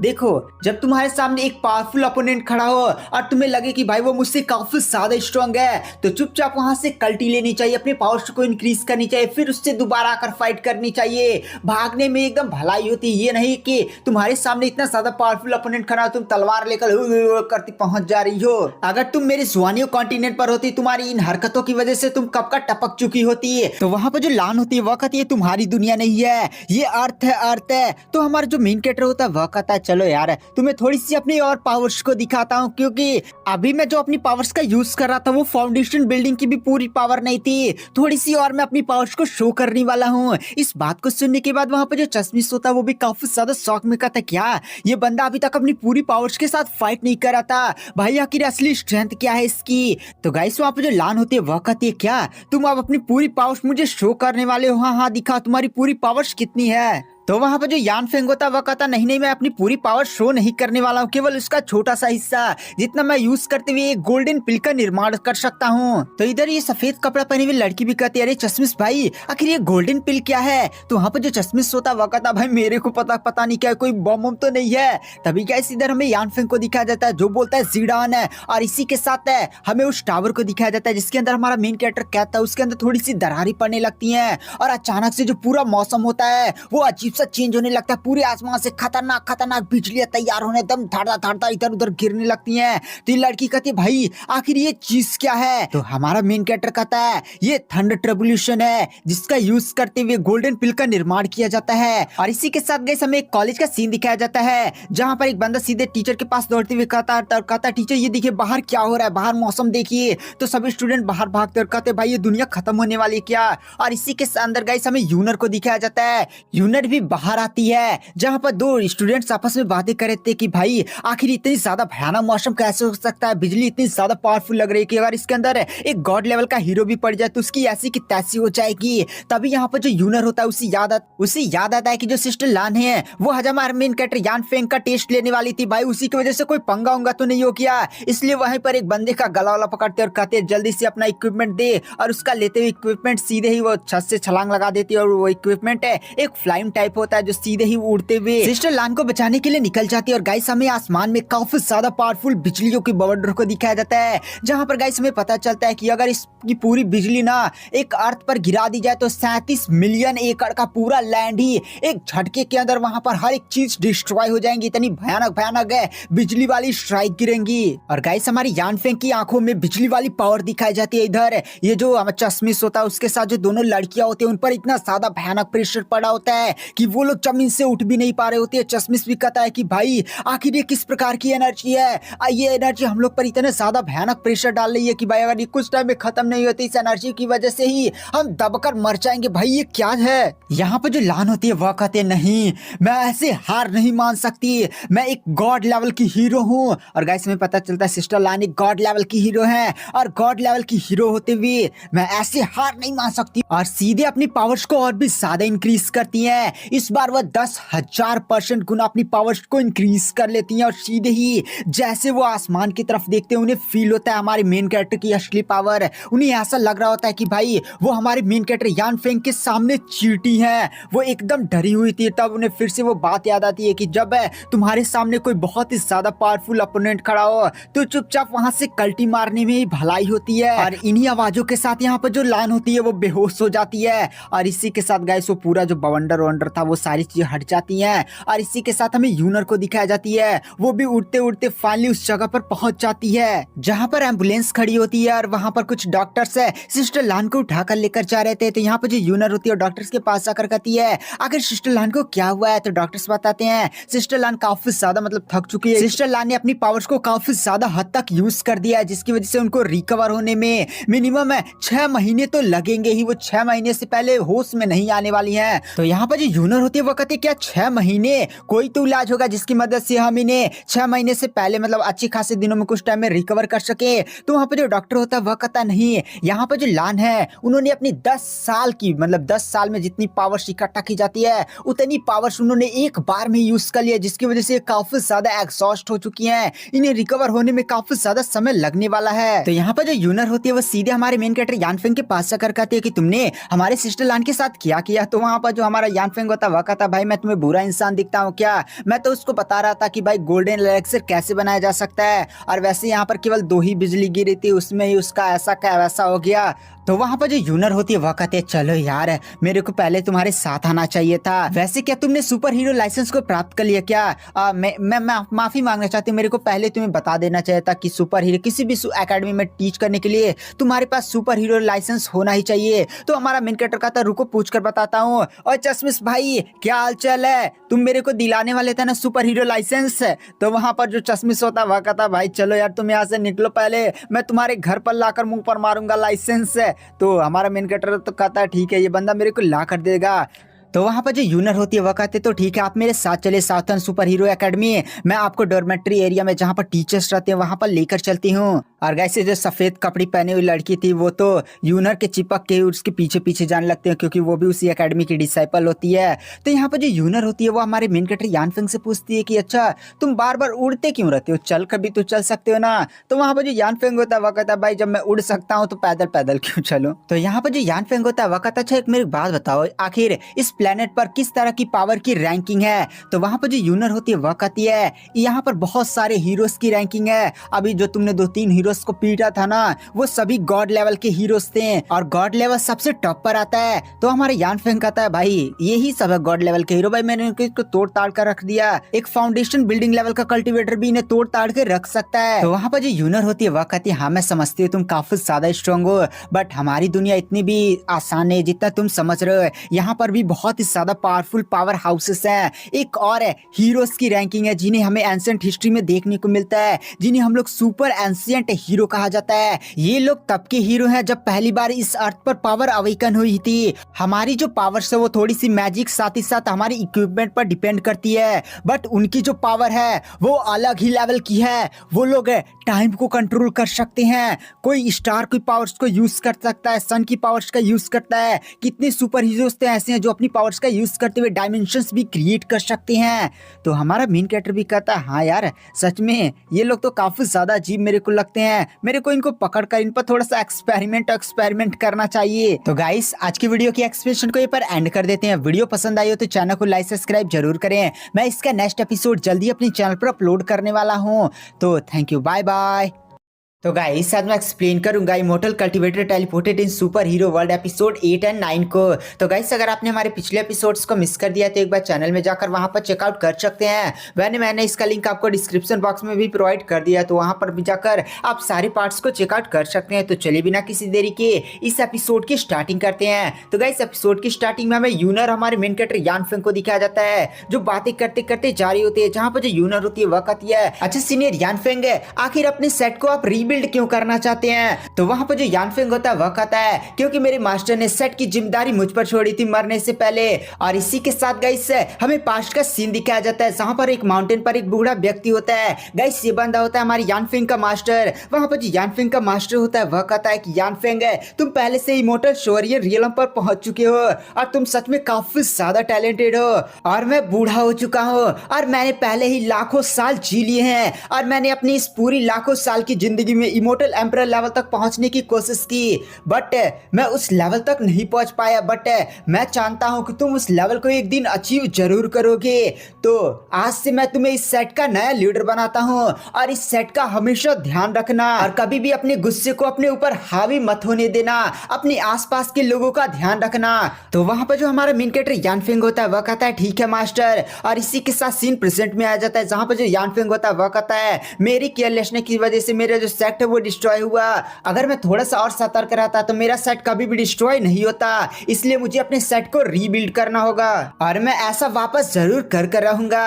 दरअसल मेरे पास एक और रास्ता है जिसकी मदद से मैं अपने सेट को वापस से रीबिल्ड कर सकता हूँ, बट मेरे को वो रास्ता पसंद नहीं है। दूसरा रास्ता ये है कि मैं एक फिर से नई दुनिया और वहां पर फिर से नए कल्टीवेटर्स को बनाऊं। इस बात को सुनने के बाद वहां पर जो यूनर होती है वह कहती है, क्या तुम पागल हो चुके हो? तुम सच में सीरियस हो? तुम एक नई दुनिया और इंसानों को फिर से क्रिएट करने की बात कर रहे हो? तो हमारा जो यानफेंग होता है वह कहता, हाँ ये तो इमोर्टल दुनिया में काफी ज्यादा इजी है। जो सोरियन लेवल के इमोर्टल होते हैं ना, वो बहुत ही आसानी के साथ एक दुनिया और नॉर्मल इंसान को क्रिएट कर सकते हैं। और वैसे भी मैं तो इमोर्टल एम्परर लेवल तक पहुंच चुका हूं, इसीलिए मैं काफी आसानी से एक दुनिया क्रिएट कर सकता हूं और मैं वहां पर हाई लेवल के कल्टीवेटर्स का भी निर्माण कर सकता हूं। तो वहां पर जो यूनर होते हैं वह कहते हैं, अच्छा ये बताओ, अगर आप इतने ही ज्यादा स्ट्रांग थे तो आखिर आपकी दुनिया में किस तरह से आपको टावर से कैद कर लिया गया और फिर आपको इधर फेंक दिया गया? तो वहां पर जो यानफेंग होता है वह कहता, वो दरअसल मेरा ही थोड़ा सा गुरूर आ गया था। जब मेरी बैटल इमोर्टल दुनिया में इमोर्टल्स के साथ हो रही थी तो मैंने फाइट के बीच में इमोर्टल एम्परर लेवल को ब्रेक थ्रू कर लिया, जिसकी वजह से कोई भी इमोर्टल, चाहे वो लेजेंडरी लेवल का इमोर्टल हो, मिस्टिक रियलम का इमोर्टल हो, यहां तक कि सेलेस्टियल लेवल के भी इमोर्टल मेरे सामने टिक नहीं पा रहे थे। तो गाइस फिर से हमें सीन पास्ट में ले जाया जाता है, जहां पर हमें एक इमोर्टल को दिखाया जाता है जो गिरा हुआ होता है और वो भी बुड्ढा बोलता है कि अरे यार कुछ तो करिए सीनियर, है यहाँ पर हमारे इतने सारे इमोर्टल्स मारे गए, हमारी दुनिया की ऐसी की तैसी लग चुकी है। और फिर गाइस हमें इमोर्टल दुनिया के काफी ज्यादा पावरफुल ओल्ड इमोर्टल को दिखाया जाता है। वो भी ओल्ड इमोर्टल हमारे मेन कैरेक्टर यानफेंग की तरफ देख कर कहता है, तू अपने आप को समझता क्या है? तू इमोर्टल एम्परर लेवल तक पहुंच चुका है, तू अपने आप को पापा समझने लग क्या? एक बार तू इस इमोर्टल लॉक टावर को तोड़ कर दिखा तो मैं मान जाऊंगा, क्योंकि जो इमोर्टल क्लॉक टावर है उसके अंदर 2.6 बिलियन इमोर्टल लाइफ को प्यूरिफाई कर इस टावर को बनाया गया है और ये टावर को तू अपनी जिंदगी में कभी भी नहीं तोड़ सकता। तो हमारा जो यानफेंग होता वह कहता, बुड्ढे ऐसी बात है क्या? रुक मैं अभी तेरे को बताता हूँ। तो वहां पर वो बुड्ढा भी बोलता है, तो ठीक है इसके अंदर आना। तो गाइस हमारा जो यानफेंग होता है सीधे उस टावर के अंदर घुस जाता है और जैसे उस टावर के अंदर घुसता है नीचे वाला बुड्ढा कहता है कि सीनियर घुस गया उसके अंदर, जल्दी से दूसरी डायमेंशन का दरवाजा खोलिए। तुरंत वो जो इमोर्टल कल्टीवेटर होता है वो इमोर्टल दुनिया से अलग ही डायमेंशन का दरवाजा खोलता है, तुरंत उस इमोर्टल लॉक टावर को उसके अंदर फेंक देता है और तुरंत जो सभी कल्टीवेटर्स होते हैं वो इमोर्टल दुनिया का दरवाजा ही सील कर देते हैं और हमारे मेन कैरेक्टर को पता नहीं किस डीप स्पेस में फेंक दिए थे। वहां पर जो यानफेंग होता है वह कहता है कि भाई एक बार फिर से अगर मैं इमोर्टल दुनिया में चला गया ना तो मैं उन बुड्ढों की ऐसी की तैसी कर रख दूंगा, तोड़ तोड़ कर मारूंगा पहले उन्हें। और फिर गाइस हमें यहाँ सीन शिफ्ट किया जाता है और हमें साउथर्न सुपर एकेडमी का सीन दिखाया जाता है। तो फिर गाइस हमें वहीं पर उसी बकलोल रिपोर्टर को दिखाया जाता है जहां पर वो साउथर्न सुपर हीरो एकेडमी के स्टाफ से पूछता है कि आपको क्या लगता है इस बार कोई भी स्टूडेंट ग्रेजुएट हो पाएगा या नहीं? तो वहां पर वो लड़की बोलते है, भाई क्या कोई ग्रेजुएट हो पाएगा? जो एग्जामिनर होते हैं वो टॉप टायर के गॉड क्लास के सुपर हीरो होते हैं और उनके टेस्ट को पास करना भाई इतना ज्यादा कठिन होता है कि 10 साल में कोई पास ही नहीं कर पाया है। तभी वहां पर जो हमारा बकलोल रिपोर्टर होता है वो हमारे मेन कैरेक्टर यानफेंग को देख लेता और कहता है, अरे वो तो वही बंदा है जिसने कई सारे गॉड क्लास के सुपर हीरो कराया था। सीधे माइक को लेकर दौड़ जाता है और फिर ये जो सारे रिपोर्टर्स होते हैं वो हमारे मेन कैरेक्टर यानफेंग को घेर लेते और कहते हैं, भाई आपने कैसे हीरो कराया? तो हमारा मेन कैरेक्टर कहता है कि भाई मैंने तोड़ दिया उन्हें अपनी कल्टीवेशन पावर की मदद से। तो वो कहते हैं कल्टीवेशन पावर, अच्छा बताइए आप कहाँ से रहते हैं? तो बोलता है मैं स्वानी कॉन्टिनेंट से आया हूँ, मैं तियानशिन साइड का लीडर हूँ। ऐसे कई सारी अजीब अजीब सी बातें इन लोग को बोलने लगता है और वो बकलोल सारे ऐसे ही सारी चीजों को कैप्चर कर रहे होते हैं। इस नजारे को देखकर यूनर उसके पीछे वाली लड़की भी कहती है, भाई देख रहे हैं यहाँ पर क्या? अभी गाइस वहां पर एक सुपर हीरो का ग्रुप आ जाता है। तभी वहां पर जो रिपोर्टर्स होते हैं उनमें से एक रिपोर्टर कहता है, अरे वो है हमारे rainbow special force super hero से। और गाइस जितने भी रिपोर्टर्स होते हैं पागलों की तरह उनकी तरफ भागते हुए कहते हैं कि हम इंट्रोडक्शन लेंगे, हम उनका इंटरव्यू लेंगे, हम उनका इंटरव्यू लेंगे। और फिर गाइस वहां पर जो रेनबो सुपर हीरो टीम के मेंबर होते हैं वो अपना अपना कूल सा इंट्रोडक्शन देते हैं, काफी ज्यादा अजीब सा कूल सा होता है जिसको देखकर हमारा मेन कैरेक्टर भी कहता है कि भाई ये सब क्या है? तो वहां पर यूनर भी कहती है ये सब चलता रहता है। तो फिर यहाँ पर जो रिपोर्टर्स होते हैं वो उन सुपर हीरो से पूछते हैं कि इस बार आप लोग एग्जामिनर बने हैं तो आपको क्या लगता है इस बार आप कितने सारे डिसाइपल को ग्रेजुएट होने देंगे? तो वहां पर जो कैप्टन होता है वह कहता है कि हम चाहते हैं स्टूडेंट वही ग्रेजुएट हो जो काफी ज्यादा स्ट्रांग हो और हमारी लेगेसी को आगे लेकर जाए और इस अर्थ को प्रोटेक्ट करे। तो यहाँ पर ये सफेद कपड़ा पहने हुई लड़की बोलती है, तुमने सभी अर्थ से मॉन्स्टर खत्म कर दिया है, अब किसको अर्थ से प्रोटेक्ट करोगे? तो हमारा जो मेन कैरेक्टर होता है वह कहता है मेरे को ये बात समझ में नहीं है। तो वहां पर जो यूनर होती है वह बताती है कि आज से लमसम 10 साल पहले ही जितने भी पावरफुल सुपर हीरोज थे उन लोगों ने मिलकर अर्थ पर जितने भी मॉन्स्टर्स का अटैक हुआ था उन सभी को खत्म कर दिया, यहाँ तक कि मॉन्स्टर किंग को भी उड़ा दिया, जिसकी वजह से अब पूरी अर्थ पर शांति आ चुकी है। तो अब हीरो के पास कुछ काम नहीं बचा हुआ है, तो वो लोग फूड डिलीवरी करने लगे। यहाँ तक कि कुछ हीरो चुपके चुपके से फाइट करने लगे। कुछ अजीब सी इन लोग की फाइट होती थी कि भाई आजा आजा लड़ लेते हैं। तो गाइस इस सफेद कपड़ा पहनी हुई लड़की का नाम है ली। वहां पर जो ली होती है वो भी कहते हैं मैं भी इस साउथर्न सुपर हीरो अकेडमी की डिसाइपल हूँ और मैं कई सालों से लगातार कोशिश कर रहे हूँ कि भाई ग्रेजुएट हो जाऊँ। यहाँ पर ये लोग बार बार मेरे को फेल कर देते हैं, 4 बार तो मैं वैसे फेल हो चुकी हूँ। मेरे घर वाले बोलते हैं कि रहने दे नल्ली, वहीं पर पड़ी रहा। तो हमारा जो मेन कैरेक्टर यान फेंग होता है वह कहता है अरे मेरे को ये बात समझ में नहीं आई कि तुम लोग ग्रेजुएट नहीं हो पा रहे हो। तो वहां पर जो यूनर होती है वह बताती है कि दरअसल जो ग्रेजुएशन का फाइनल एग्जाम होता है उसमें जो गॉड क्लास के सुपर हीरोज होते हैं वो आते हैं और अपने जो पेट्स होते हैं उनको फाइट के लिए भेज देते हैं। हम लोग को उन्हें हराना होता है। अब उतने ज्यादा स्ट्रॉन्ग सुपर हीरो हैं तो उनके पेट भी काफी ज्यादा स्ट्रॉन्ग होते हैं, इसलिए हम उन्हें हरा नहीं पाते और बार बार हम फेल हो जाते हैं। तो हमारा मेन कैरेक्टर भी कहता है कि भाई ये तो काफी ज्यादा गलत बात है ना, बट वो लोग ऐसा करते क्यों है। तो वहां पर जो ली होती है वह कहती है अरे उन लोगों के बीच में आपस में कंपटीशन चलता रहता है कि भाई मेरे पास इतने ज्यादा स्ट्रॉन्ग स्टूडेंट है और इसी के चक्कर में वो लोग कभी अपने स्टूडेंट को ग्रेजुएट ही नहीं होने देते हैं कि भाई अगर वो स्टूडेंट ग्रेजुएट होकर वहां से चला जाएगा तो उनके पास स्ट्रॉन्ग स्टूडेंट्स की कमी हो जाएगी। तो हमारा जो यान फेंग होता है वह कहता है क्या बकलोल दुनिया है यार यहाँ पर। तो वहां पर जो यूनर होती है वह कहती हाँ कई सारे स्टूडेंट्स ने फेल होते होते एकदम पागल हो गए, जिसकी वजह से उन लोगों ने ड्रॉप आउट ले लिया कि भाई चलो मोमो का ठेला ही लगाते हैं, भाड़ में गया हीरो बनना। और इसी लाइन में मैं भी हूँ, मैं भी 2-3 बार फेल हो चुकी हूँ। मैं भी सोच रही हूँ कि खोल लूँ वड़ा पाव वाला कोई दुकान। तो वहां पर जो हमारे यान फेंग होता है वह कहता है चिंता मत करो, मैं आ चुका हूँ ना, मैं तुम लोग को काफी ज्यादा अच्छे से टीच करूंगा जिसके आसानी से तुम लोग ये टेस्ट काफी ज्यादा इसलिए पास कर जाओगे। तो वहां पर जो दोनों लड़कियां होती है वो खुश होते हुए कहती है सच में सीनियर। तो वहां पर जो यान फेंग होता है वह कहता हाँ हाँ सच है। तो फिर गाइस हमें इधर सीन शिफ्ट किया जाता है जहां पर जो रिपोर्टर्स होते हैं वो रेनबो सुपर हीरो टीम का इंटरव्यू ले रहे होते हैं, जहां पर जो कैप्टन होता है उसकी नजर हमारे मेन कैरेक्टर पर पड़ती है, इसलिए वो अपनी एक बंदी से कहता है कि थोड़ा उस बंदे की पावर्स को चेक करना। मैंने भी उस बंदे के बारे में थोड़ा सा न्यूज़ देखा था।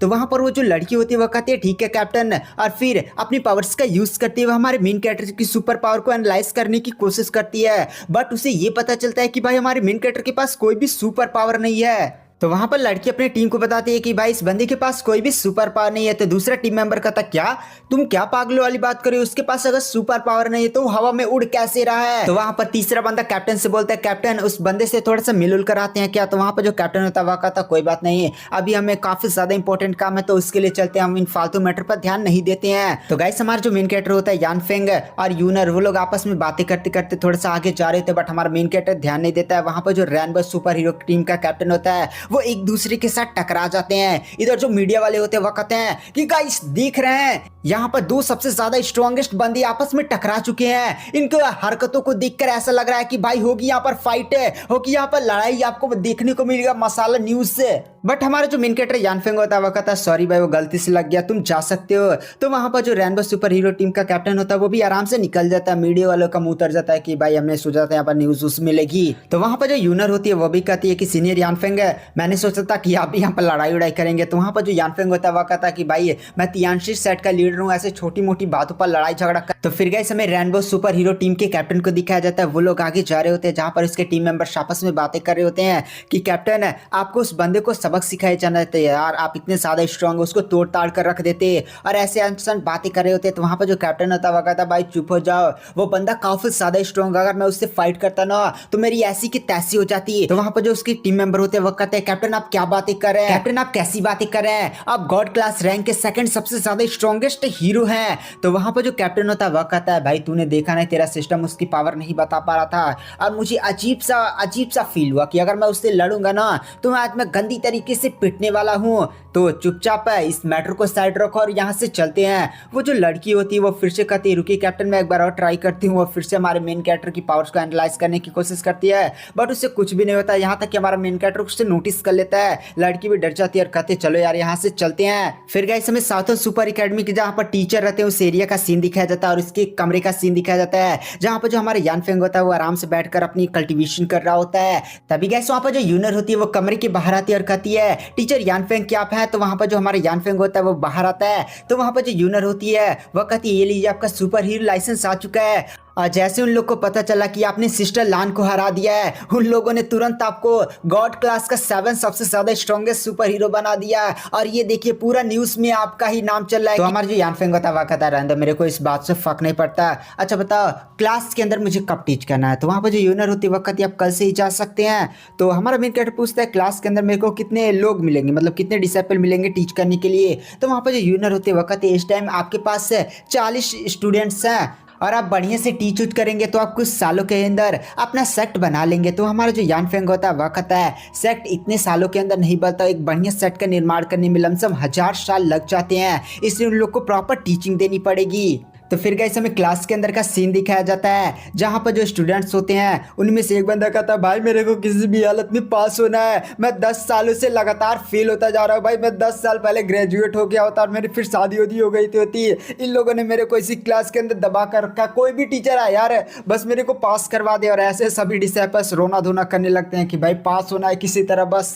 तो फिर गाइस हमारा जो मेन कैरेक्टर यानफेंग होता है वो क्लास के अंदर एंटर करता है, स्टूडेंट्स भी देखते हैं कि भाई ये हमारा एक गॉड टायर का जो टीचर, वहां पर जो यानफेंग होता है वो अपना इंट्रोडक्शन देता है कि मेरा नाम है यानफेंग है और मैं आज से तुम्हारा सेट मास्टर हूँ और आज से मैं अपना यहाँ पर तियांशन सेट का निर्माण फिर से करता हूँ। और सेट में कुछ भी सिखाने से पहले आपको पहले सेट के सभी रूल्स याद होने चाहिए। और गाइस उसके हाथ में एक गोला सा होता है जिसके अंदर सेट के सभी रूल्स लिखे होते हैं। और फिर हमें कुछ टाइम बाद का सीन दिखाया जाता है, कुछ दिन ऐसे बीत जाते हैं और हमें एक डिसाइपल को दिखाया जाता है जो कहता है कि भाई इन कुछ दिनों के अंदर मैंने 3600 रूल्स इन काफी पेजों पर लिख दिया है। पहले हमारा क्लास ऐसे दिखता था, अब हमारा क्लास ऐसे हो गया है, भाई यहाँ पर ये चल क्या रहा है। और फिर हमारा जो मेन कैरेक्टर यानफेंग होता है वो कल्टीवेशन दुनिया के बारे में इन लोग को बताता है कि जो कल्टीवेशन दुनिया है वो गोल नहीं बल्कि चपटी है और वो 2 भागों में डिवाइडेड है। पहला होता है लोअर रियलम जहां पर बहुत सारे प्लैनेट्स और कल्टीवेशन दुनियाएं आती हैं जहां पर लो लेवल के कल्टीवेटर्स अपनी कल्टीवेशन करते हैं। उसके बाद आता है आपका इमोर्टल रियलम जहां पर इमोर्टल्स रहते हैं और इमोर्टल के अंदर भी कई सारी कल्टीवेशन दुनियाएं हैं, मतलब कई सारे कॉन्टिनेंट्स हैं। और फिर गाइस उन्हें कल्टीवेशन लेवल के बारे में बताता है कि पहले आपका क्यूआई लेवल आता है, फिर उसके अंदर 2-3 बहुत सारे स्टेप्स होते हैं, उसके बाद फाउंडेशन बिल्डिंग, उसके बाद गोल्डन, उसके बाद कई सारे इमोर्टल लेवल तक इन्हें कल्टीवेशन रियलम के बारे में बताता है। इमोर्टल कल्टीवेशन लेवल कुछ इस प्रकार से है, पहले आपका आता है सेलेस्टियल इमोर्टल, फिर आता है गोल्डन कोर इमोर्टल, उसके बाद nascent soul immortal, wide immortal, mystic immortal, इसके ऊपर भी कई सारे इमोर्टल्स के रियलम होते हैं। यहाँ पर गाइस हमें ली को दिखाया जाता है, उसको भी कुछ पल्ले नहीं पड़ा होता है, इसलिए वो पूछती है कि मास्टर ये इमोर्टल क्या होता है। तो हमारा मेन कैरेक्टर बताता है इमोर्टल इतना ज्यादा स्ट्रॉन्ग होता है कि यहाँ पर एक प्लेनेट को भी चीर कर रख सकता है। अगर तुम एक बहुत ही ज्यादा स्ट्रॉन्ग इमोर्टल बन जाते हो तुम्हारी एज लाखों साल हो जाएगी। और आज की वीडियो की एक्सप्लेनेशन को एंड करते हैं। वीडियो पसंद आई हो तो चैनल को लाइक सब्सक्राइब जरूर करें। इसका नेक्स्ट एपिसोड मैं जल्दी अपने चैनल पर अपलोड कर रहा हूँ। Thank you, bye bye. तो गाइस आज मैं एक्सप्लेन करूंगा immortal cultivator teleported in super hero world episode 10 को। तो गाइस अगर आपने हमारे पिछले एपिसोड्स को मिस कर दिया है तो मैंने उसका लिंक आपको डिस्क्रिप्शन बॉक्स में दे दिया है, वहां पर आप जाकर सारे एपिसोड्स को चेकआउट कर सकते हैं। तो चलिए बिना किसी देरी के इस एपिसोड की स्टार्टिंग करते हैं। तो गाइस एपिसोड की स्टार्टिंग में हमें ली को दिखाया जाता है जो हमारे मेन कैरेक्टर यानफेंग से पूछती है कि मास्टर क्या जो इमोर्टल्स होते हैं वो अमर होते हैं। तो हमारे जो यानफेंग होता है वो कहता नहीं, इमोर्टल्स अमर नहीं होते जब तक आपकी कल्टीवेशन इमोर्टल एम्परर लेवल तक नहीं हो जाती। अगर आप इस लेवल तक पहुंच जाते हैं तो आप अमर हो जाएंगे। साथ ही साथ अगर आप नीचे वाले लेवल पर भी रहते हैं और इमोर्टल आप एक रहते हैं तो आपकी उम्र 1 लाख साल बहुत ही ज्यादा लंबी होती है, कल्पना भी नहीं की जा सकती। और उसी क्लास में गाइस हमें एक जियाओ नाम की लड़की को दिखाया जाता है जो हमारे मेन कैरेक्टर की हर बातों से काफी ज्यादा गुस्सा हो रहा था, क्योंकि हमारा मेन कैरेक्टर एक हफ्ते से लगातार सेट के रूल्स लिखवाए जा रहा है। कम से कम 30,000 रूल्स लिखवा चुका, रोज भाई उसे याद कर, जिसकी वजह से इस बंदे का एकदम दिमाग खराब हुए जा रहा है। इधर जो हमारा यानफेंग होता है वह कहता बहुत हो चुकी बातें, चलो फिर से अब सेट के रूल्स लिखना शुरू करो, जिसकी वजह से हमें जियाओ को दिखाया जाता है। भाई वो एकदम पगला जाता है और उसका सब्र का बांध टूट जाता है और कहता है भाड़ में गया कल्टीवेशन है। भाई क्या हमें नॉर्मल लोगों की तरह भूख रटवाए जा रहे हो? यहाँ पर जो बाहर की दुनिया उसमें टेक्नोलॉजी सुपर पावर्स चलती है और तुम हमें केवल रटवाए जा रहे हो। मैं नहीं सीखूंगा, ऐसा बहुत हो चुका, मैं खुद से स्ट्रांग बनूंगा और फिर एग्जाम को पास करूंगा। भाड़ में गया तुम्हारा। तुरंत वहां पर उसका जो टोपा टोपी होता है निकाल कर तोड़ दे रखा और गुस्से से क्लास से बाहर जाता है और क्लास के लोगों की तरफ देख कर कहता है कि जाओ तुम ही लोग सहो इसका टॉर्चर, और वहां से चला जाता है। और फिर हमें क्लास के कुछ स्टूडेंट्स को दिखाया जाता है जो आपस में बातें करते हुए हमारे मेन कैरेक्टर की तरफ देख कर कहते हैं भाई यहाँ पर जो टीचर है वो अब काफी ज्यादा गुस्सा होंगे। बट हमारा जो यानफेंग होता है वह कहता है रहने दो, चलो क्लास को शुरू करते हैं। इस बात से वो दोनों बंदे भी काफी ज्यादा शौक हो जाते हैं। और फिर गाइस क्लास में एक और बंदे को दिखाया जाता है जिसका नाम होता है लानबिन, और ये जियाओ का कंपटीटर होता है। मतलब इन दोनों के बीच में हमेशा है कि मैं तुझसे ज्यादा तेज हूँ, मैं तुझसे ज्यादा तेज हूँ। यहाँ पे जो लानबिन होता है वह कहता है इस बात से साबित हो गया कि टॉर्चर झेलने में मेरी जो मेंटल पावर है वो जियाओ से काफी ज्यादा स्ट्रॉन्ग है। और फिर हमें उन्हीं दो स्टूडेंट्स को दिखाया जाता है जो फिर से आपस में बातें करते हुए कहते हैं यहाँ पर जो लानबिन है उसकी मेंटल पावर काफी ज्यादा हाई है, देख रहे इतना ज्यादा खतरनाक टॉर्चर झेल गया बट जियाओ छोड़कर भाग गया। इधर हमें लानबिन को दिखाया जाता है जो मन ही मन कहता है भाई मेरे को घर जाना, इतना टॉर्चर मैं नहीं झेल पाऊंगा, बट अब मैं यहाँ से उठ भी नहीं सकता वरना मेरे इज्जत का फालूदा हो जाएगा। और फिर गाइस हमें थोड़ा सा शाम का सीन दिखाया जाता है और फिर हमें यूनर और हमारे मेन कैरेक्टर यानफेंग को दिखाया जाता है जहाँ पर जो यूनर होती है वो हमारे मेन कैरेक्टर को कॉलेज के बैकयार्ड में लेकर आई और वह कहती है मास्टर ये जो जगह है स्पेशली टीचर और स्टूडेंट की प्रैक्टिस के लिए बनाया गया, जहाँ पर जो टीचर्स है वो अपनी पावर्स को बढ़िया से अनलिश कर सकते हैं और किसी को इस जगह पर नुकसान भी नहीं पहुंचेगा क्योंकि आसपास कोई रहता नहीं है। और मैं आपसे थोड़ा सा झाओ की तरफ से माफी मांगना चाहता हूं। दरअसल यहाँ पर कई सारे स्टूडेंट्स है झाओ की तरह जो कई सालों से केवल ग्रेजुएट होना चाहते हैं बट 10 साल से 15 साल से लगातार फेल हो जा रहे हैं जिसकी वजह से उनका दिमाग खराब हो जा रहा है। तो हमारा मेन कैरेक्टर कहता है मैं उसकी बात से गुस्सा नहीं हूँ क्योंकि कल्टीवेशन तुम्हें खुद चुनना पड़ता है, ये नहीं कि पकड़ कर कोई तुम्हें कल्टीवेशन सिखा दे। अगर तुम्हें कल्टीवेशन सीखना है तो अपने से ही सीखना पड़ेगा, कोई जबरदस्ती तुम्हें नहीं सिखा पाएगा। और फिर वहां पर यूनर कहते हैं मास्टर आपने कहा था कि आप मुझे कोई ऐसी टेक्निक या ट्रिक सिखाने वाले हैं जिसकी मदद से मैं इस बार का जो ग्रेजुएशन एग्जाम है वो पास कर जाऊंगी। तो हमारा जो मेन कैरेक्टर होता है वह कहता हाँ मैंने तुम्हें कुछ सिखाया था कि भाई स्पिरिचुअल एनर्जी कैसे फील करते हैं, क्या तुमने वो सीख लिया है। और इसी के साथ गाइस हमें वहीं पर सीन शिफ्ट किया जाता है और हमें साहू को दिखाया जाता है जो वहां पर गुस्से में आ रहा था कि भाई वो बंदा अपने आप को समझता क्या वो फेक टीचर है, उसकी जैसे लोगों को मैंने देख चुका हूँ, मैं अपने से स्ट्रॉन्ग बनूंगा और इस ग्रेजुएशन एग्जाम को पास करूंगा। तभी उसकी नजर यूनर हमारे मेन कैरेक्टर पर पड़ती है जो वहां पर खड़े होकर कुछ बातें कर रहे होते हैं। वहां पर जो साहू होता है वह छुपते छुपाते हुए पास पहुंच जाता है और पत्थर थोड़ा सा होता है वहीं छिप कर देखने लगता है कि भाई आखिर वो लोग क्या कर रहे हैं। तो गाइस से इधर हमें यूनर को दिखाया जाता है जो अपनी पावर्स का यूज करती हुई स्पिरिचुअल एनर्जी को फील कर लेती है और कहती है हाँ मास्टर मैंने कुछ टाइम तक प्रैक्टिस किया और फिर मैंने यहाँ पर स्पिरिचुअल एनर्जी को फील कर लिया। तो हमारा जो यानफेंग होता है वह कहता है इस दुनिया में सच में काफी ज्यादा हाई अमाउंट में स्पिरिचुअल एनर्जी मौजूद है, वरना एक नॉर्मल बंदे को स्पिरिचुअल एनर्जी फील करने में 10 साल या बहुत ज्यादा समय लग जाता है। बट चलो अब मैं तुम्हें टेक्निक सिखाना शुरू करता हूँ। इस टेक्निक में तुम्हें इंग और यांग पावर्स को महसूस करते हुए अपनी स्पिरिचुअल पावर की मदद से उन्हें कंबाइन करना होता है और फिर यहाँ पर तुम्हें अटैक को क्रिएट करना पड़ता है। इस टेक्निक में तुम्हारी स्पिरिचुअल पावर यूज नहीं होती बल्कि आसपास की स्पिरिचुअल पावर का यूज किया जाता है। और इसी के साथ है गाइस वहां पर जो यानफेंग है वो कई सारे बड़े बड़े ड्रैगन्स का निर्माण कर देता है। पीछे झाओ भी छुप कर सारी चीजें देख रहा होता है। झाओ भी कहता है भाई ये क्या चीज है, ये कौन से पिंक्स यार, आखिर कोई बंदा इतनी ज्यादा पावरफुल चीजों का निर्माण कैसे कर सकता है। वो काफी ज्यादा शौक में होता है। और इसी के साथ वहां पर जो यानफेंग होता है वो एक काफी ज्यादा पावरफुल बीम है सीधे अंतरिक्ष की तरफ शूट करता है और एक काफी ज्यादा पावरफुल बीम सीधे अंतरिक्ष की तरफ जाती है और वहां पर जो यानफेंग होता है वह कहता है ब्लास्ट।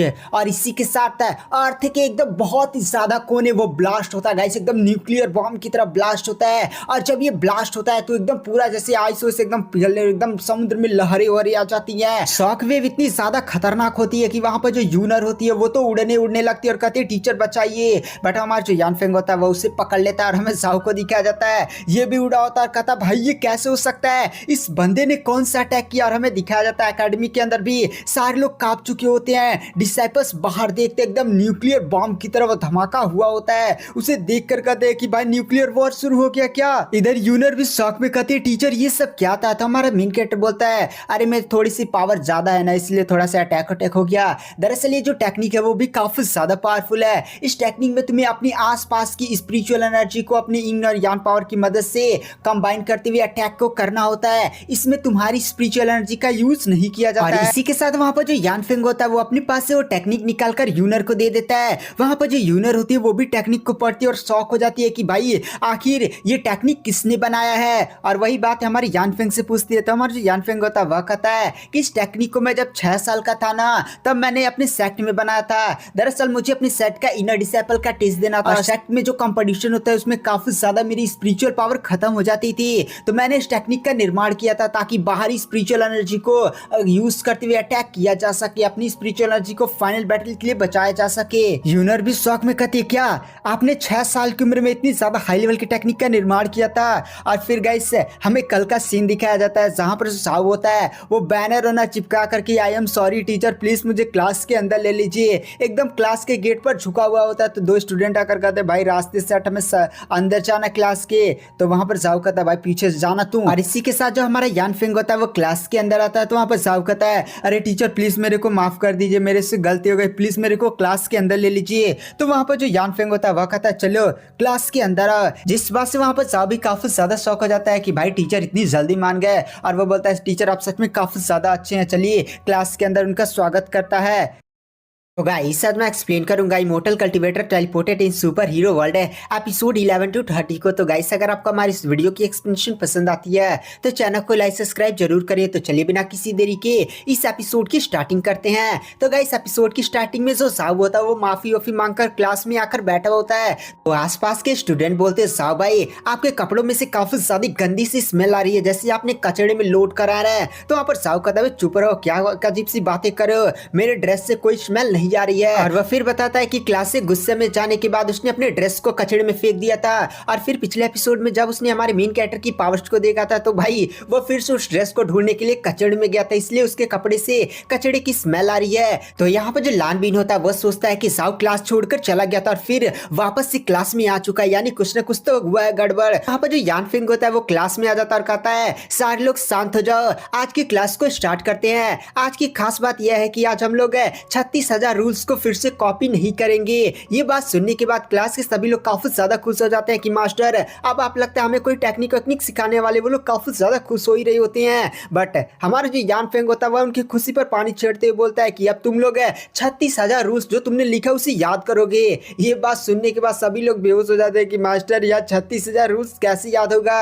और इसी के साथ गए हमें कुछ दिनों बाद का सीन दिखाया जाता है जहां पर अब ग्रेजुएशन एग्जाम आ चुका है और ग्रेजुएशन एग्जाम में रिपोर्टर्स बहुत सारे आए हैं। और यहाँ पर हमारा बकलोर रिपोर्टर भी आया था और रिपोर्टिंग करते हुए कहता है कि गाइस साउथर्न सुपर एकेडमी से 20 साल में कोई भी ग्रेजुएट नहीं हुआ है, क्या आपको लगता है कि इस बार कोई ग्रेजुएट हो पाएगा? क्योंकि इस बार भी रेनबो सुपर हीरो की टीम आने वाली है और वो लोग बहुत ही गंदी तरीके डिसेबल को पीट कर रख देते हैं। और गाइस हमें यूनर के फादर को दिखाया जाता है, यही प्रिंसिपल होते हैं, वो भी चिल्लाते हुए कहते हैं बेटी पास हो जाओ यार इस बार। फिर वहां पर जो रिपोर्टर होता है वो अपने सामने वाले बंदे से पूछता है कि आपको क्या लगता है इस बार साउथर्न सुपर एकेडमी से कोई भी टीम या कोई भी बंदा ग्रेजुएट हो पाएगा? तो बंदा बोलता भाई बहुत ही ज्यादा मुश्किल है। जो रेनबो सुपर हीरो टीम की स्क्वाड है वो लोग दुनिया के सबसे ज्यादा स्ट्रॉन्गेस्ट सुपर हीरो में से आते हैं और वो लोग एग्जामिनर बनकर आते हैं, जिसके कारण हमारे डिसेबल्स पास नहीं कर पाते हैं। और इसी के साथ गए रेनबो सुपर हीरो टीम के कैप्टन को दिखाया जाता है जो कहता है चलो अब लड़ना शुरू करो। और इसी के साथ उसके जो टीम मेंबर्स होते हैं वो एक दूसरे के साथ फाइट करना शुरू कर देते हैं। और इनका जो वाइस कैप्टन होता है वो एक बंदे को आसमान में लेकर जाता है, फाइट करते हैं, धड़ाम से पकड़कर जमीन में धाए दे मारता है और ये जो बंदा होता है वो नॉकआउट हो जाता है। दूसरी टीम मेंबर एक लड़की होती है, वो तुरंत कई सारी मिसाइल्स को कंट्रोल करते हुए वाइस कैप्टन पर अटैक करते हैं, लेकिन वाइस कैप्टन एक लात मारकर तुरंत उन मिसाइल्स को उसी बंदी पर फोड़ देता है, जिसकी वजह से पीछे काफी ज्यादा बड़ा धमाका होता है। और कहता है लो फाइट खत्म हो चुकी थी। वह धीरे धीरे ऐसे कर सभी टीम मेंबर्स को भी हरा देता है। इधर जो कैप्टन होता है वह कहता है 7 मिनट, बहुत ही बढ़िया वाइस कैप्टन लो, तुम्हारी पावर्स इंक्रीज हुई है क्योंकि इस बार तुमने 20 सेकंड पहले ही पूरी टीम को हरा कर रख दिया, बहुत ही ज्यादा बढ़िया।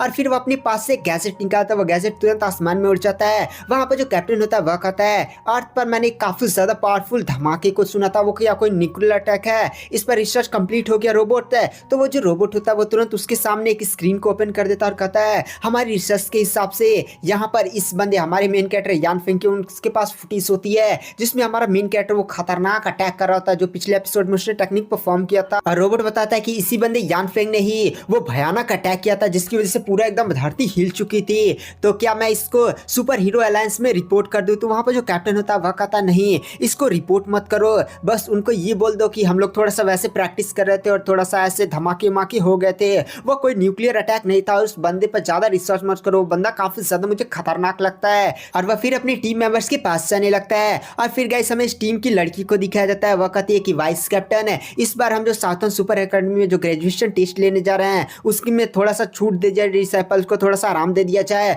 20 सालों से वो लोग लगातार फेल होते जा रहे हैं। तो वहाँ पर जो वाइस कैप्टन होता है वह कहता है भाई जब मैं उस अकेडमी में ज्वाइन हुआ था तो मैं 15 साल लगातार मेहनत करने के बाद फेल होने के बाद है फिर पास हुआ, तो इतनी आसानी से तो नहीं। तो वहाँ पर वो लड़की भी गुस्सा करते हुए कहती है कि कैप्टन है आप ये क्या बक रहे हैं, तो आप तो सीधे सीधे बदला ले रहे हैं ना। तो वहाँ पर जो वाइस कैप्टन था वह कहता है क्या मैं बदला ले रहा हूँ, होने दो 30-40 साल। वहाँ पर वो लड़की मेंबर कहती है अरे वाइस कैप्टन यार है। तभी गैस वहाँ पर जो मेन कैप्टन होता है वो आ जाता है और कहता है चलो साउथर्न सुपर हीरो एकेडमी में जो ग्रेजुएशन एग्जाम हो रहा है उसके लिए चलते हैं। और फिर गैस हमें फिर से एकेडमी का सीन दिखाया जाता है जहाँ पर एक बंदा कहता है कि बेटे इस बार तो पास हो जा, तू लगातार 20 सालों से फेल होते जा रहा है। मेरे घर पर जब रिश्तेदार आते हैं तो मैं कहता हूँ मेरा बेटा आईएएस की 40 सालों से तैयारी कर रहा है, इस बार तो पास हो जा। और फिर गाइस हमारी जो टीम होती है वो अरीना में एंटर करती है, यही लोग ग्रेजुएशन एग्जाम देने वाले हैं ना। और हमारा जो मेन कैरेक्टर होता है वो भी जानते हैं कितना अजीब सा ओल्ड स्टाइल वाला कपड़ा पहनता है, काफी ज्यादा कूल लगता है। बट यहाँ पर लोग करते हैं भाई ये कोई फैशन शो चल रहा है क्या, यहाँ पर इन लोगों ने कितने ज्यादा अजीब और कितने ज्यादा ओल्ड फैशन कपड़ों को पहना है। तभी हरा जैकेट पहना हुआ बंदा बोलता है कि भाई किसी तरह से लोग पास हो जा रहे हैं, 20 सालों से लगातार ये लोग फेल होते जा रहे हैं भाई। तभी वो आसमान में देखता और कहता लो रेनबो सुपर हीरो टीम आ चुकी है। और वहां पर जो रेनबो सुपर हीरो की टीम होती है एकदम दीवार पर काफी ज्यादा कूल सी खड़ी होती है और सभी बंदे भी अरीना में पहुंच चुके होते हैं। यहाँ पर जो रेनबो सुपर हीरो टीम का कैप्टन होता है वह कहता है कि चलो इस बार का जो ग्रेजुएशन एग्जाम है वो स्टार्ट होने है, बट मैंने थोड़ा सा रूल को चेंज कर दिया है। इस बार मैं या मेरा कोई भी टीम मेंबर इस ग्रेजुएशन एग्जाम में नहीं आएगा, बल्कि मैं अपने बेस्ट पार्टनर को छोड़ूंगा। कोई भी एक बेस्ट पार्टनर हो सकता है जिनका आप लोग को सामना करना होगा, सामना नहीं बल्कि आपको उसके सामने 3 मिनट तक टिकना होगा। अगर आप 3 मिनट तक टिक जाते हैं तो आप पास हो गए और आप ग्रुप बनाकर भी फाइट कर सकते हैं। इस बात को सुनने के बाद सभी स्टूडेंट्स भी काफी ज्यादा खुश हो जाते हैं कि भाई इस बार तो चांस बनता है, केवल 3 मिनट तक उनके बेस्ट के साथ फाइट करना होगा, इस बार तो हम पक्का ही ग्रेजुएट होकर रहेंगे। बट गाइस इधर जो यूनर होती है वह कहती है मेरे को तो नहीं लगता मास्टर इतना ज्यादा आसान होने वाला है। ये जो रेनबो सुपर हीरो की टीम है बहुत ही ज्यादा स्ट्रॉन्ग है, इनके बेस्ट भी काफी ज्यादा भयानक होंगे। और वैसे भी मास्टर मैंने कोई भी उतनी हार्ड लेवल की टेक्निक नहीं सीखी यार, मेरी कल्टीवेशन भी अभी स्टार्ट नहीं हुई, आपकी टेक्निक भी मैं नहीं सीख पाई हूँ। तो वहाँ पर जो हमारा मेन कैरेक्टर यानफेंग होता है वह कहता है कि जो कल्टीवेशन है वो जल्दीबाजी में नहीं सीखी जा सकती, आराम से बढ़िया समय लगता है उसके सीखने के लिए। और रहने दो इस बार फेल हो जाती है कोई बार नहीं, अगली बार तुम बहुत ही आसानी से इस ग्रेजुएशन एग्जाम को पास कर लोगी। और एक और बात है स्टार्टिंग की जो 20 कल्टीवेशन होती है उसमें तुम्हें काफी ज्यादा समय देकर अपनी बेस को पहले स्ट्रॉन्ग करना होता है, बेस हिलना नहीं चाहिए। तभी गए अरीना में एक और क्लास की टीम, ये लोग भी ग्रेजुएशन एग्जाम के लिए आए होते हैं और ये लोग क्लास 2 के होते हैं। तो हमारे क्लास 1 के चंगू और मंगू के पास आए होते हैं और कहते हैं चंगू मंगू क्या हालचाल है, तुम लोग इस ग्रेजुएशन एग्जाम में क्या प्रिपरेशन कर आए हो। तो वहाँ पर जो चंगू होता है वह कहता मैंने सेट के 36,000 रूल्स को 10 बार लिखा और 10 बार याद किया है। तभी पीछे से मंगू बोलता भाई मैंने 15 बार उसको लिखा और 15 बार याद किया है। इस बात को सुनने के बाद वो दोनों बंदे भी काफी ज्यादा हिल जाते हैं और कहते हैं अरे यार मजाक मत करो, वैसे हमारी टीम में आना चाहोगे, देखो इस बार हमने पूरा रेनबो सुपर हीरो टीम पर रिसर्च कर और एकदम खुफिया जानकारी निकाली है कि आखिर वो लोग किस बिस्ट को भेजने वाले, इसलिए हम पूरी प्लानिंग कर आए, तो हमारे साथ आओगे। तो वहां पर जो चंगू था वह कहता है कि भाई जो रेनबो सुपर हीरो की टीम है उनके पास कई सारे बिस्ट और पेट्स हैं, तो आखिर वो किस बिस्ट को भेजेंगे तुम्हें कैसे आइडिया लग सकता है। तो वहां पर वो बंदा कहता है कि भाई हमारे साथ चलो ना, हमने 3 रात जाकर लगातार इस पर रिसर्च किया है, हमें उसका नाम पता है, उसका नाम है एक्सप्लोसिव ग्रीन टर्टल मैन है। और इसी के साथ गाइस हमें रिपोर्टर को दिखाया जाता है जहां पर जो रिपोर्टर होता है वह कहता है तो गाइस आप लोग एकदम तैयार है ना, चलिए कंपटीशन की स्टार्टिंग करते हैं। इधर जो कैप्टन होता है वह कहता है तो ठीक है, और इसी के साथ वो अपना बिस्ट को बुलाता है कार्ड के द्वारा, तुरंत उस बिस्ट को अरीना में भेज देता है। जैसे वो बिस्ट अरीना में आकर गिरता है गाइस वहाँ पर काफी ज्यादा पावरफुल ग्रीन कलर का धमाका होता है, वहां से काफी ज्यादा भयानक रोशनी निकलती है और हमें उस बिस्ट को दिखाया जाता है। गाइस ये होता है ग्रीन एक्सप्लोसिव टर्टल मैन। हमारा मेन कैरेक्टर भी कहता है भाई ये कौन बकलोल है, और इसी के साथ हमें ग्रीन एक्सप्लोसिव टर्टल मैन को दिखाया जाता है जो हंसते तुम लोग का सामना मुझसे होने वाला है, देखता हूं तुम्हारे अंदर कितनी ताकत है। गाइस ये एक पेट है जिसने एक ह्यूमन फॉर्म को लिया हुआ है। और इसी के साथ गाइस हमें यूनर को दिखाया जाता है, वो भी शौक होते हुए कहते ये तो एक्सप्लोसिव ग्रीन टर्टल मैन है, भाई आप तो ये लोग कभी भी नहीं जीत पाएंगे। तो हमारा मेन कैरेक्टर भी कहता है ये बकलोल से कौन नहीं जीत पाएगा। तो वहां पर जो यूनर होती है वो इस बिस्ट की खासियत बताती है कि ये अपने आसपास आसपास की हवा को ही अपनी बॉडी के अंदर इकट्ठा करता है और अपनी बॉडी को काफी ज्यादा बड़ा कर लेता है और एक तो उसकी बॉडी इतनी ज्यादा स्ट्रांग हो जाती है कि उस पर कोई भी अटैक करो असर ही नहीं पड़ता है। साथ ही साथ उसने हवा को जो इकट्ठा किया उसका जब वो अपनी बॉडी से रिलीज करता है काफी ज्यादा पावरफुल ब्लास्ट होता है और वो ब्लास्ट सच में काफी ज्यादा भयानक होता है, आसपास की पूरी एरिया को भी तबाह कर सकता है। इधर जितने भी लोग होते हैं वह कहते हैं लो भाई आज का भी ग्रेजुएशन यहाँ पर डे काफी ज्यादा बेकार होने वाला, कोई भी ग्रेजुएट नहीं हो पाएगा। इधर जो एक्सप्लोसिव ग्रीन टर्टल मैन होता है वह कहता है आ जाओ टीम में, मैं भी देखना चाहता हूँ तुम लोग कितने ज्यादा स्ट्रांग हो। और इधर हमें चंगू मंगू और बाकी लोग की टीम को दिखाया जाता है जहाँ पर क्लास 2 का बंदा कहता है देखा मैंने कहा था ना मैंने काफी ज्यादा रिसर्च किया है, जैसे चंगू मंगू सारी प्लानिंग बताइए सभी लोग तैयार होना। तो सभी लोग हमें सिर लाते हैं। इसी के साथ है जो ग्रीन एक्सप्लोसिव टर्टल मैन होता है वो अपनी आसपास की सारी हवा को अपनी बॉडी में इकट्ठा कर काफी ज्यादा बॉडी ओडी आ जाता है और एक काफी ज्यादा पावरफुल ब्लास्ट करता हवा को रिलीज करते एकदम धुआं और इस ब्लास्ट से शॉकवेव्स काफी ज्यादा दूर तक गई थी, एकदम पूरा अरीना भी हिलने लगा था। तो यहाँ पर जो रिपोर्टर होता है वह कहता है कि भाई अरीना का जल्दी से सिक्योरिटी फॉर्मेशन लगाओ यार, पूरी चीजें कांप रही है, एकदम उड़ने लगते, इतना ज्यादा भयानक प्रेशर आया था। तब अरीना की सिक्योरिटी फॉर्मेशन लग जाती है, वो आराम से रिपोर्टर धड़ाम से गिरता है और इसी के साथ guys green explosive turtle man को दिखाया जाता है जो अपनी आसपास की हवाओं को जो उसने बॉडी के अंदर अब्सॉर्ब किया था काफी ज्यादा खतरनाक एकदम धमाका माका करता है। बट जब वहां से धमाका हटता है तो हमें दिखाया जाता है वहां पर एकदम पत्थर नियर चीज आ चुकी होती है और हमें फिर पता चलता है चंगू मंगू की स्किल होती है, इनकी पावर जो होती है वो डिफेंसिव टाइप होती है और इन लोगों ने आसपास अपने एक बहुत ही बड़े पत्थर का निर्माण कर लिया होता है। और पीछे जो क्लास 2 के बंदे होते हैं उनकी पावर हीलिंग होती है और वो लोग चंगू और मंगू को हील करते जाते हैं, उनसे जो भी चोट वोट लग रही थी इस धमाके माँ की वजह से वो लोग काफी ज्यादा जल्दी हील कर दे रहे थे। अरीना में इनके दोस्त जो बैठे हुए थे वो भी कहते हैं भाई ये टीम और ये प्लानिंग सच में काफी ज्यादा कमाल की है कि भाई 2 लोग डिफेंसिव रहेंगे और 2 लोग उन्हें पीछे से हील करते रहेंगे। यहाँ पर रिपोर्टर भी काफी ज्यादा खुश हो जाता है कि भाई केवल 3 मिनट तक ये टिकना है और इन लोगों ने तो काफी ज्यादा कमाल की प्लानिंग की है, लगता है ये लोग इस बार ग्रेजुएट जरूरी हो जाएंगे। और इसी के साथ हमें टर्टल मैन को दिखाया जाता है जो एकदम बड़ा सा हो जाता है और गुस्से में कहता हो तुम लोग इतनी आसानी से ग्रेजुएट हो जाओगे क्या, रुको अभी मैं तुम लोग के डिफेंस को इतनी आसानी से तोड़ दूंगा कि जितना मच्छर तोड़ा जाता है, चलो अब मेरा कमाल देखो। और इसी के साथ वो उल्टी करने लगता है, जैसे उल्टी करता है ना उसकी उल्टी से एक और नया टर्टल मैन क्रिएट होने लगता है और जो दूसरा टर्टल मैन क्रिएट हुआ था छोटा सा वो भी ऐसा ही करता है और वहां पर कई सारे छोटे बड़े ऐसे टर्टल मैन क्रिएट होना शुरू हो जाते हैं। कुछ जो लड़कियां होती वो कहती है भाई ये कितना ज्यादा गंदा है यार, मेरे को तो देख कर ये बहुत ही ज्यादा उल्टी आ रही है। अब जब बहुत सारे टर्टल मैन क्रिएट हो चुके थे तो उन सभी टर्टल मैन से सीधे ही उस शील्ड वाली बड़ी से जो पत्थर उन लोगों ने क्रिएट किया था उस पर अटैक करने लगते हैं। ये सारे जो टर्टल मैन होते हैं वो जाकर पत्थर से टकराते हैं और अंदर हमें दिखाया जाता है जहां पर क्लास 2 के बंदे कहते हैं कि चंगू और मंगू लगे रहो, केवल हमें 1 मिनट तक और फिर हम अपना ग्रेजुएशन पास कर लेंगे। तभी वहां पर छोटा वाला टर्टल मैन आ जाता और कहता है क्या हालचाल भाई, इतनी आसानी से तो मैं तुम्हें पास नहीं होने दूंगा, एक बार मेरे डोले शोले दिखो। और वो जो छोटा वाला होता है वो धड़ाम से वहां पर ब्लास्ट कर जाता है और अंदर ब्लास्ट करने की वजह से एकदम पूरा उन लोग का डिफेंस तोड़ जाता है। सारे स्टूडेंट्स आसमान में उड़ते हुए जाते हैं और कहते हैं लोग जी लग गए हमारे। वो जो डिसाइपल्स होते हैं वो धड़ाम से जाकर गिरते हैं और बेहोश हो जाते हैं। यहाँ पर जो रिपोर्टर होता है वह कहता है लो भाई ये लोग हार चुके हैं, लगता है इस बार भी कोई भी ग्रेजुएट नहीं कर पाएगा। और इसी के साथ हमें उनके साथियों को दिखाया जाता है, वो लोग भी काफी ज्यादा दुखी हो जाते हैं और उन्हें ग्रीन एक्सप्लोसिव टर्टल मैन पर काफी ज्यादा गुस्सा आता है। पर फिर भी वो कहते हैं चलो भाई जो हो गया वो हो गया है। और इसी के साथ एक्सप्लोसिव ग्रीन टर्टल मैन को दिखाया जाता है, वो कहता है कि भाई नेक्स्ट टीम जल्दी से अरीना में आए, मेरे को जल्दी से यहाँ से निकलना है उन लोग को हरा कर। और इसी के साथ फिर से हरे कपड़े पहने हुए बंदे को दिखाया जाता है, वह कहता है भाई इस बार भी लगता है कोई भी ग्रेजुएट नहीं, हे भगवान कुछ तो करो यार। और इसी के साथ गाइस हमें सीन पास्ट में ले जाया जाता है जहां पर जो जाओ होता है उसको भी हमारे मेन कैरेक्टर ने वो दे दी थी जिसके अंदर बाहरी स्पिरिचुअल पावर का यूज करते हुए अटैक परफॉर्म करना होता है। जाओ उसी टेक्निक की प्रैक्टिस कर रहा होता है और फिर से वो ड्रैगन बनाने की कोशिश कर रहा था और वो कर ही नहीं पा रहा होता है। हमारा मेन कैरेक्टर भी कहता है कि भाई तू रहने दे, तेरे को काफी ज्यादा समय लगने वाला है, चल चुपचाप आकर बैठ जा।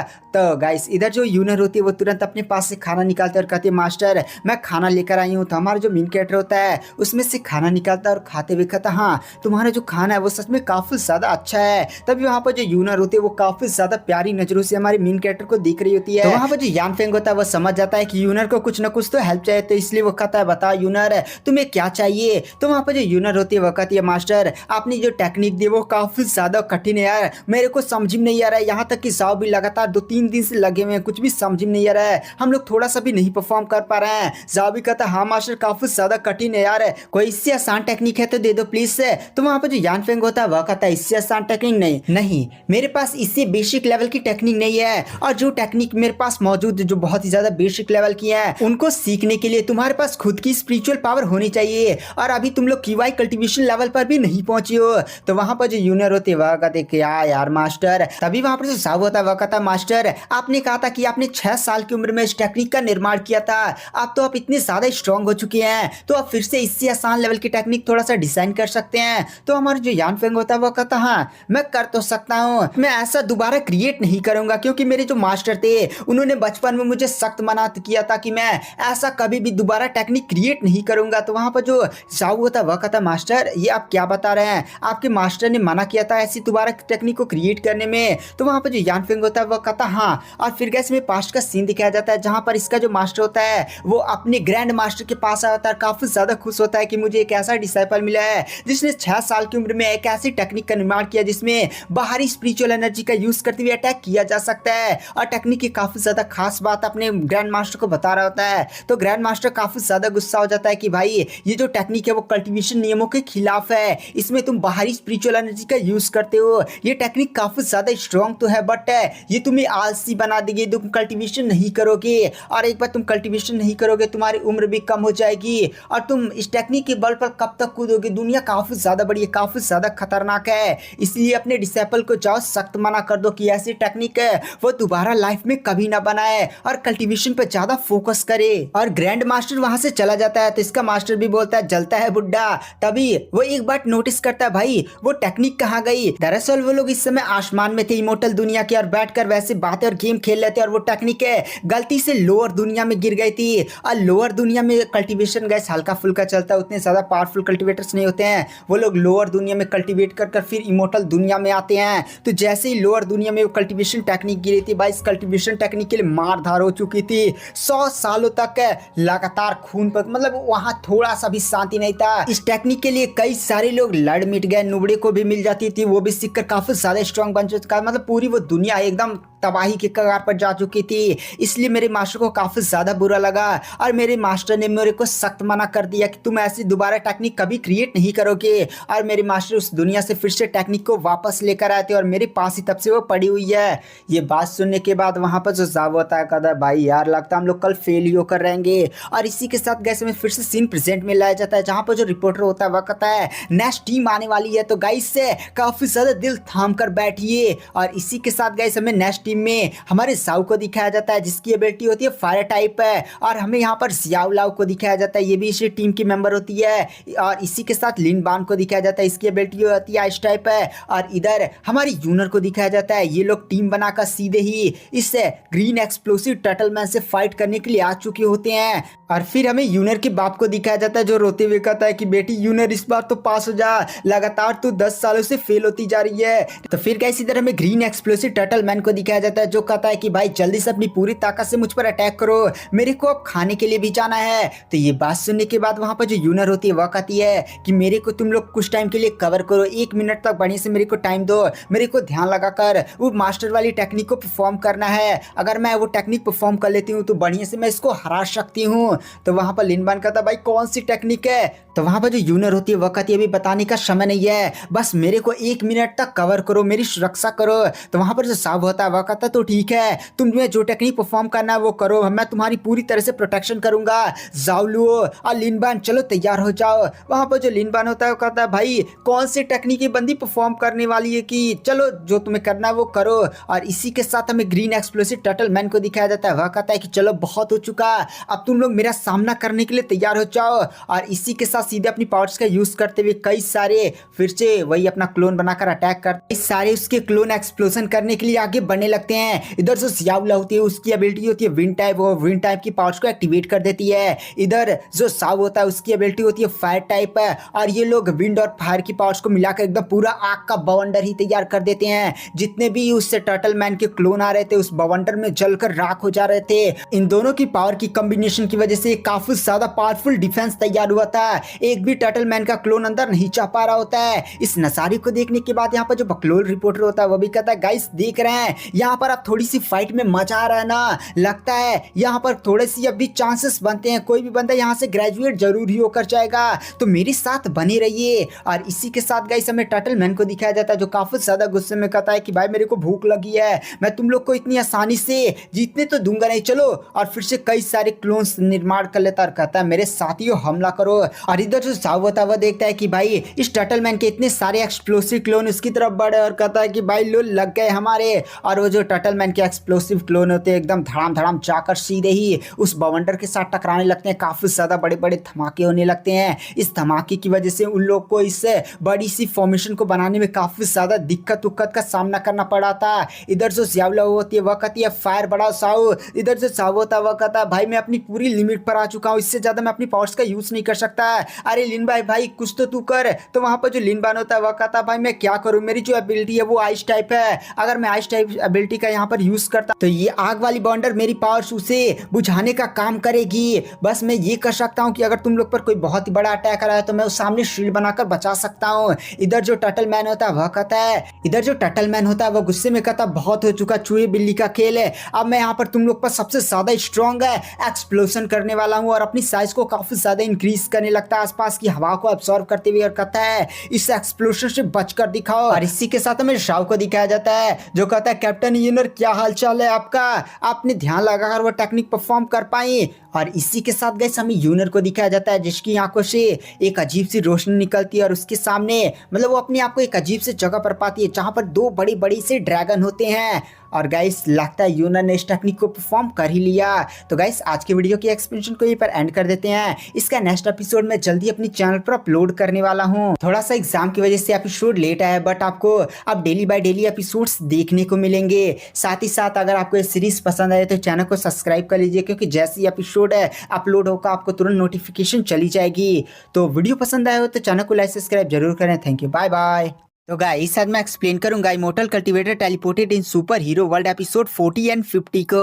तो गाइस अगर आपने हमारे पिछले एपिसोड्स को मिस कर दिया है तो मैंने उसका लिंक आपको डिस्क्रिप्शन बॉक्स में दे दिया, तो आप वहां से चेकआउट कर सकते हैं। तो चलिए बिना किसी देरी के इस एपिसोड की स्टार्टिंग करते हैं। तो गाइस जैसे कि पिछले एपिसोड में हमने देखा था कि जो यूनर थी उसने वहां पर एटम बम वाली टेक्निक को समझ लिया था और उसके माइंड वर्ल्ड में दो बड़े बड़े ड्रैगन्स के उसे विजन्स दिखाई दिए थे। और इसी के साथ हमें सीन पास्ट में ले जाया जाता है जहां पर जो यूनर होती है वह कहती है कि मास्टर क्या मैं अगर इस टेक्निक को समझकर इसको परफॉर्म कर लेती हूँ तो मैं आपकी तरह बड़ा सा एटम बम वाला अटैक कर पाऊंगी। तो वहां पर जो हमारा मेन कैरेक्टर यानफेंग होता है वह कहता नहीं, देखो जब तुम टेक्निक को सीखती हो तो पहले तुम उस टेक्निक के बेस को समझते हो, जैसे जैसे तुम्हारी पावर्स इंक्रीज होती जाती है तुम टेक्निक को और भी ज्यादा समझते समझते और भी ज्यादा स्ट्रांग हो जाती हो। देखो कई सारी टेक्निक्स तो ऐसे हैं जिनको सीखने में एक कल्टीवेटर अपनी पूरी लाइफ को लगा देता है। और इसी के साथ सीन प्रेजेंट में लाया जाता है जहां पर जो यानफेंग होता है वह कहता मानना पड़ेगा मैंने जितना समय सोचा था कि यूनर इतने समय में टेक्निक सीख ले ली, उससे पहले उसने सीख लिया। और इसी के साथ जो एक्सप्लोसिव ग्रीन टर्टल मैन होता है वो अपना वही ब्लास्ट वाला अटैक तैयार करता और कहता है तुम सब बहुत ही बुरी तरह से हारने वाले, और फिर से ब्लास्ट कर देता है एक काफी ज्यादा पावरफुल धमाका। धमाके को देखकर वहां पर जो जाव होता है वो जोर से चिल्लाकर कहता है कि भाई लानबीन अब तो कुछ कर।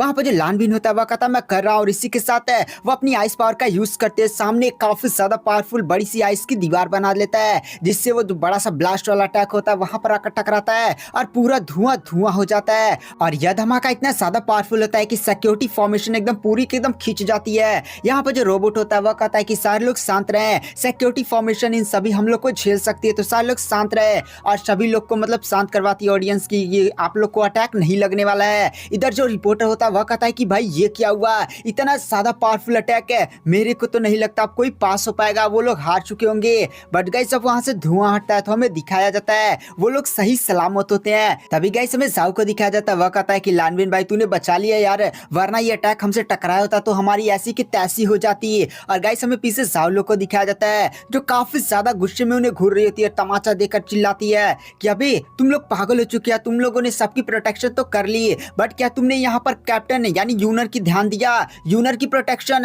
तो वहां पर जो लानबिन होता है वो कहता है अरे सॉरी ज्याओलो, मैं तो भूल ही गया था, मैं जल्दी जल्दी में अपने सामने ही केवल शील्ड बना पाया और हम ही लोग केवल बच पाए, लगता है यूनर काफी ज्यादा घायल हो चुकी होगी।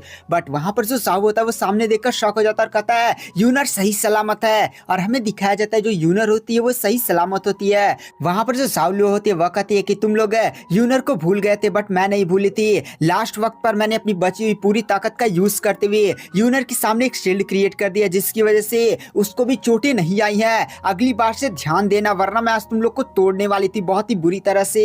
तो गाइस हमें टाइम का सीन दिखाया जाता है, 2 मिनट हो चुके थे, केवल 1 मिनट और इन लोग को सरवाइव करना है, फिर वो लोग ग्रेजुएट हो जाएंगे। और इधर हमें ग्रीन एक्सप्लोसिव टर्टल मैन को दिखाया जाता है, वो भी हंसते हुए कहता है हो मानना पड़ेगा तुम लोग काफी ज्यादा कमाल के हो बट इतनी आसानी से तो ग्रेजुएट नहीं हो पाओगे, चलो अब मैं दिखाता हूँ। तभी गैस हमें यूनर को दिखाया जाता है, यूनर ने वो इंग यांग वाली एटम बम वाली टेक्निक को परफॉर्म कर लिया होता है। उसके आसपास काफी ज्यादा भयानक इंग यांग पावर घूमती है और वो अपने हाथों में उन सभी पावर को सिंक्रोनाइज करती है और उसकी बॉडी से एक काफी ज्यादा भयानक ऑरा निकलता है और आसपास से 2 एक ब्लैक और एक व्हाइट ड्रैगन सीधे आसमान में प्रकट होते हैं और काफी ज्यादा पावरफुल दहाड़ मारते हैं। इतनी ज्यादा पावरफुल ड्रैगन की दहाड़ को सुनकर पूरी ऑडियंस भी काफी ज्यादा हिल जाती है और वो लोग शौक में कहते हैं कि भाई आखिर यहाँ पर यूनर ने किस क्रिएचर को समन किया, वो समनर है क्या। और इधर हमें ग्रीन एक्सप्लोसिव टर्टल मैन को दिखाया जाता है, वो भी इन 2 ड्रैगन्स को देख कर कहता है कि भाई ये क्या छोटू मोटू सा चीज समन कर लिया, लगता है तुम लोग इससे मेरा कुछ बिगाड़ पाओगे क्या।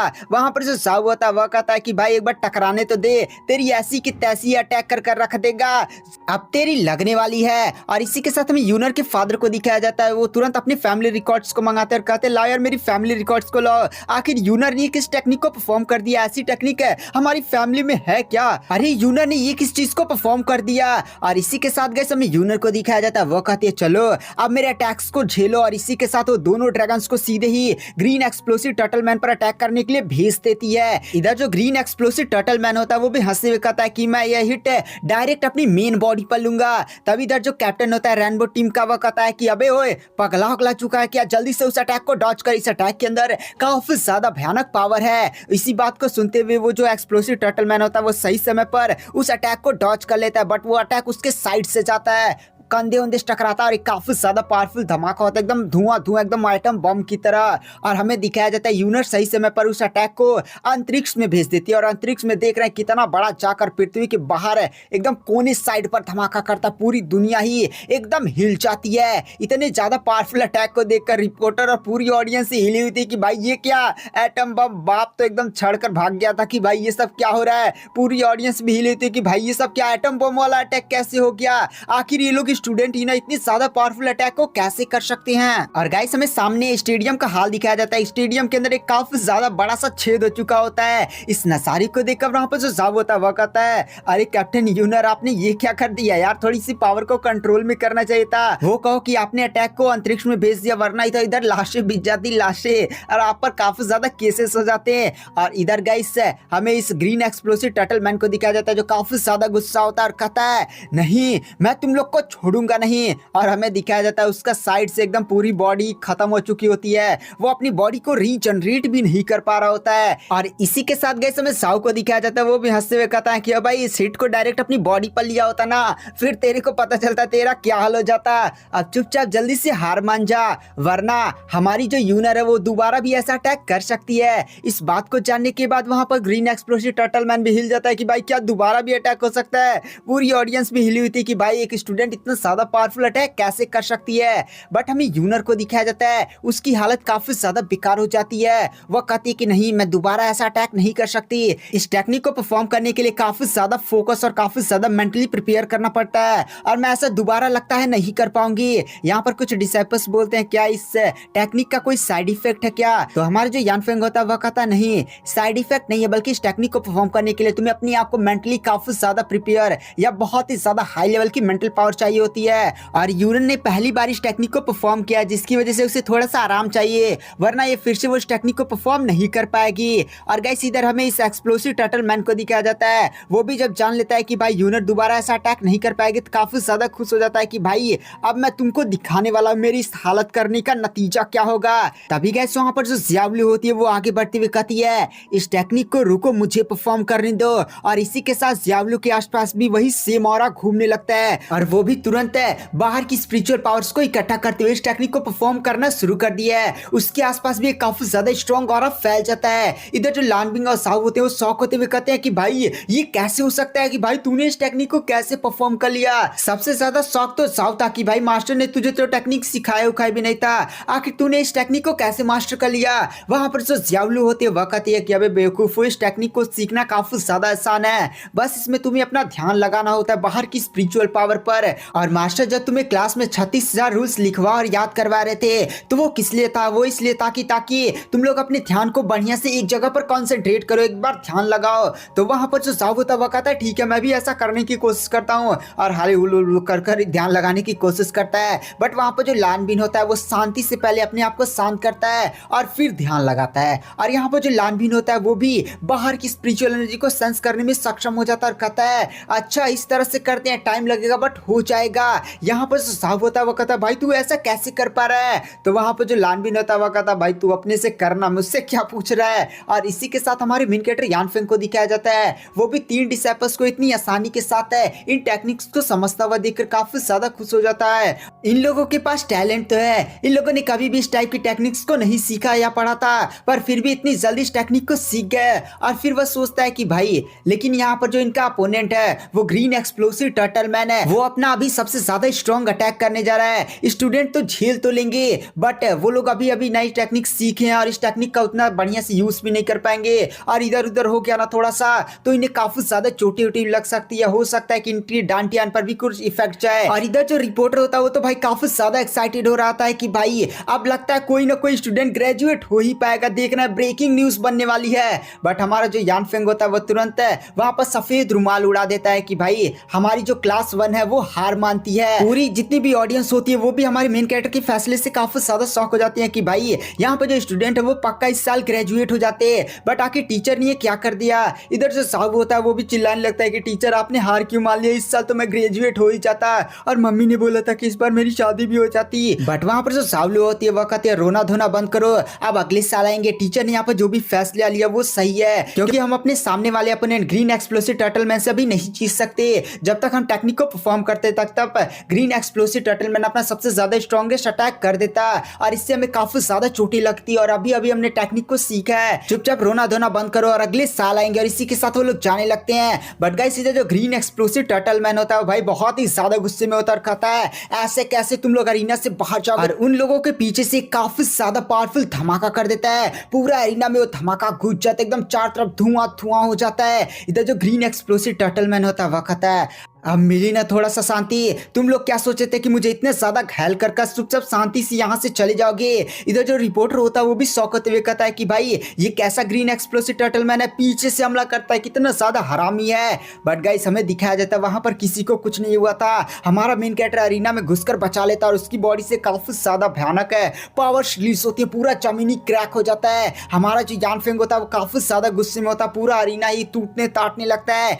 इधर जो यूनर होती है वो कहती है लो यहाँ पर जो टीचर है वो काफी ज्यादा गुस्सा हो चुके हैं उस ग्रीन एक्सप्लोसिव टर्टलमैन पर, देखो उस बंदे का क्या होने वाला है। और इसी के साथ हमारी यानफेंग को दिखाया जाता है जो गुस्से में कहता पीछे से हमला करता है और काफी ज्यादा भयानक प्रेशर रिलीज होता है, जिसकी वजह से ये ग्रीन एक्सप्लोसिव टर्टलमैन भी डर जाता है और कहता प्लीज प्लीज मेरे को माफ कर दो। इधर जो रेनबो टीम का कैप्टन होता है वो अपने बंदे से कहता है जल्दी से उस अपने पेट को अपने पास बुलाओ। बट गाइस इससे पहले वो ऐसा कुछ कर पाता है, इस जो यानफेंग होता है वो अपनी पावर्स को शो करता है। आसमान से इतना ज्यादा भयानक प्रेशर सीधे ही उस टर्टलमैन पर पड़ता है कि भाई एकदम पिचुला बन जाता है, लगातार प्रेशर पर प्रेशर बनता और कहता है डिसाइपल पर पीछे से हमला करता है और काफी ज्यादा गुस्से में मतलब अपने आप को किसी तरह से शांत करता है और फिर प्रेशर को खत्म करता है।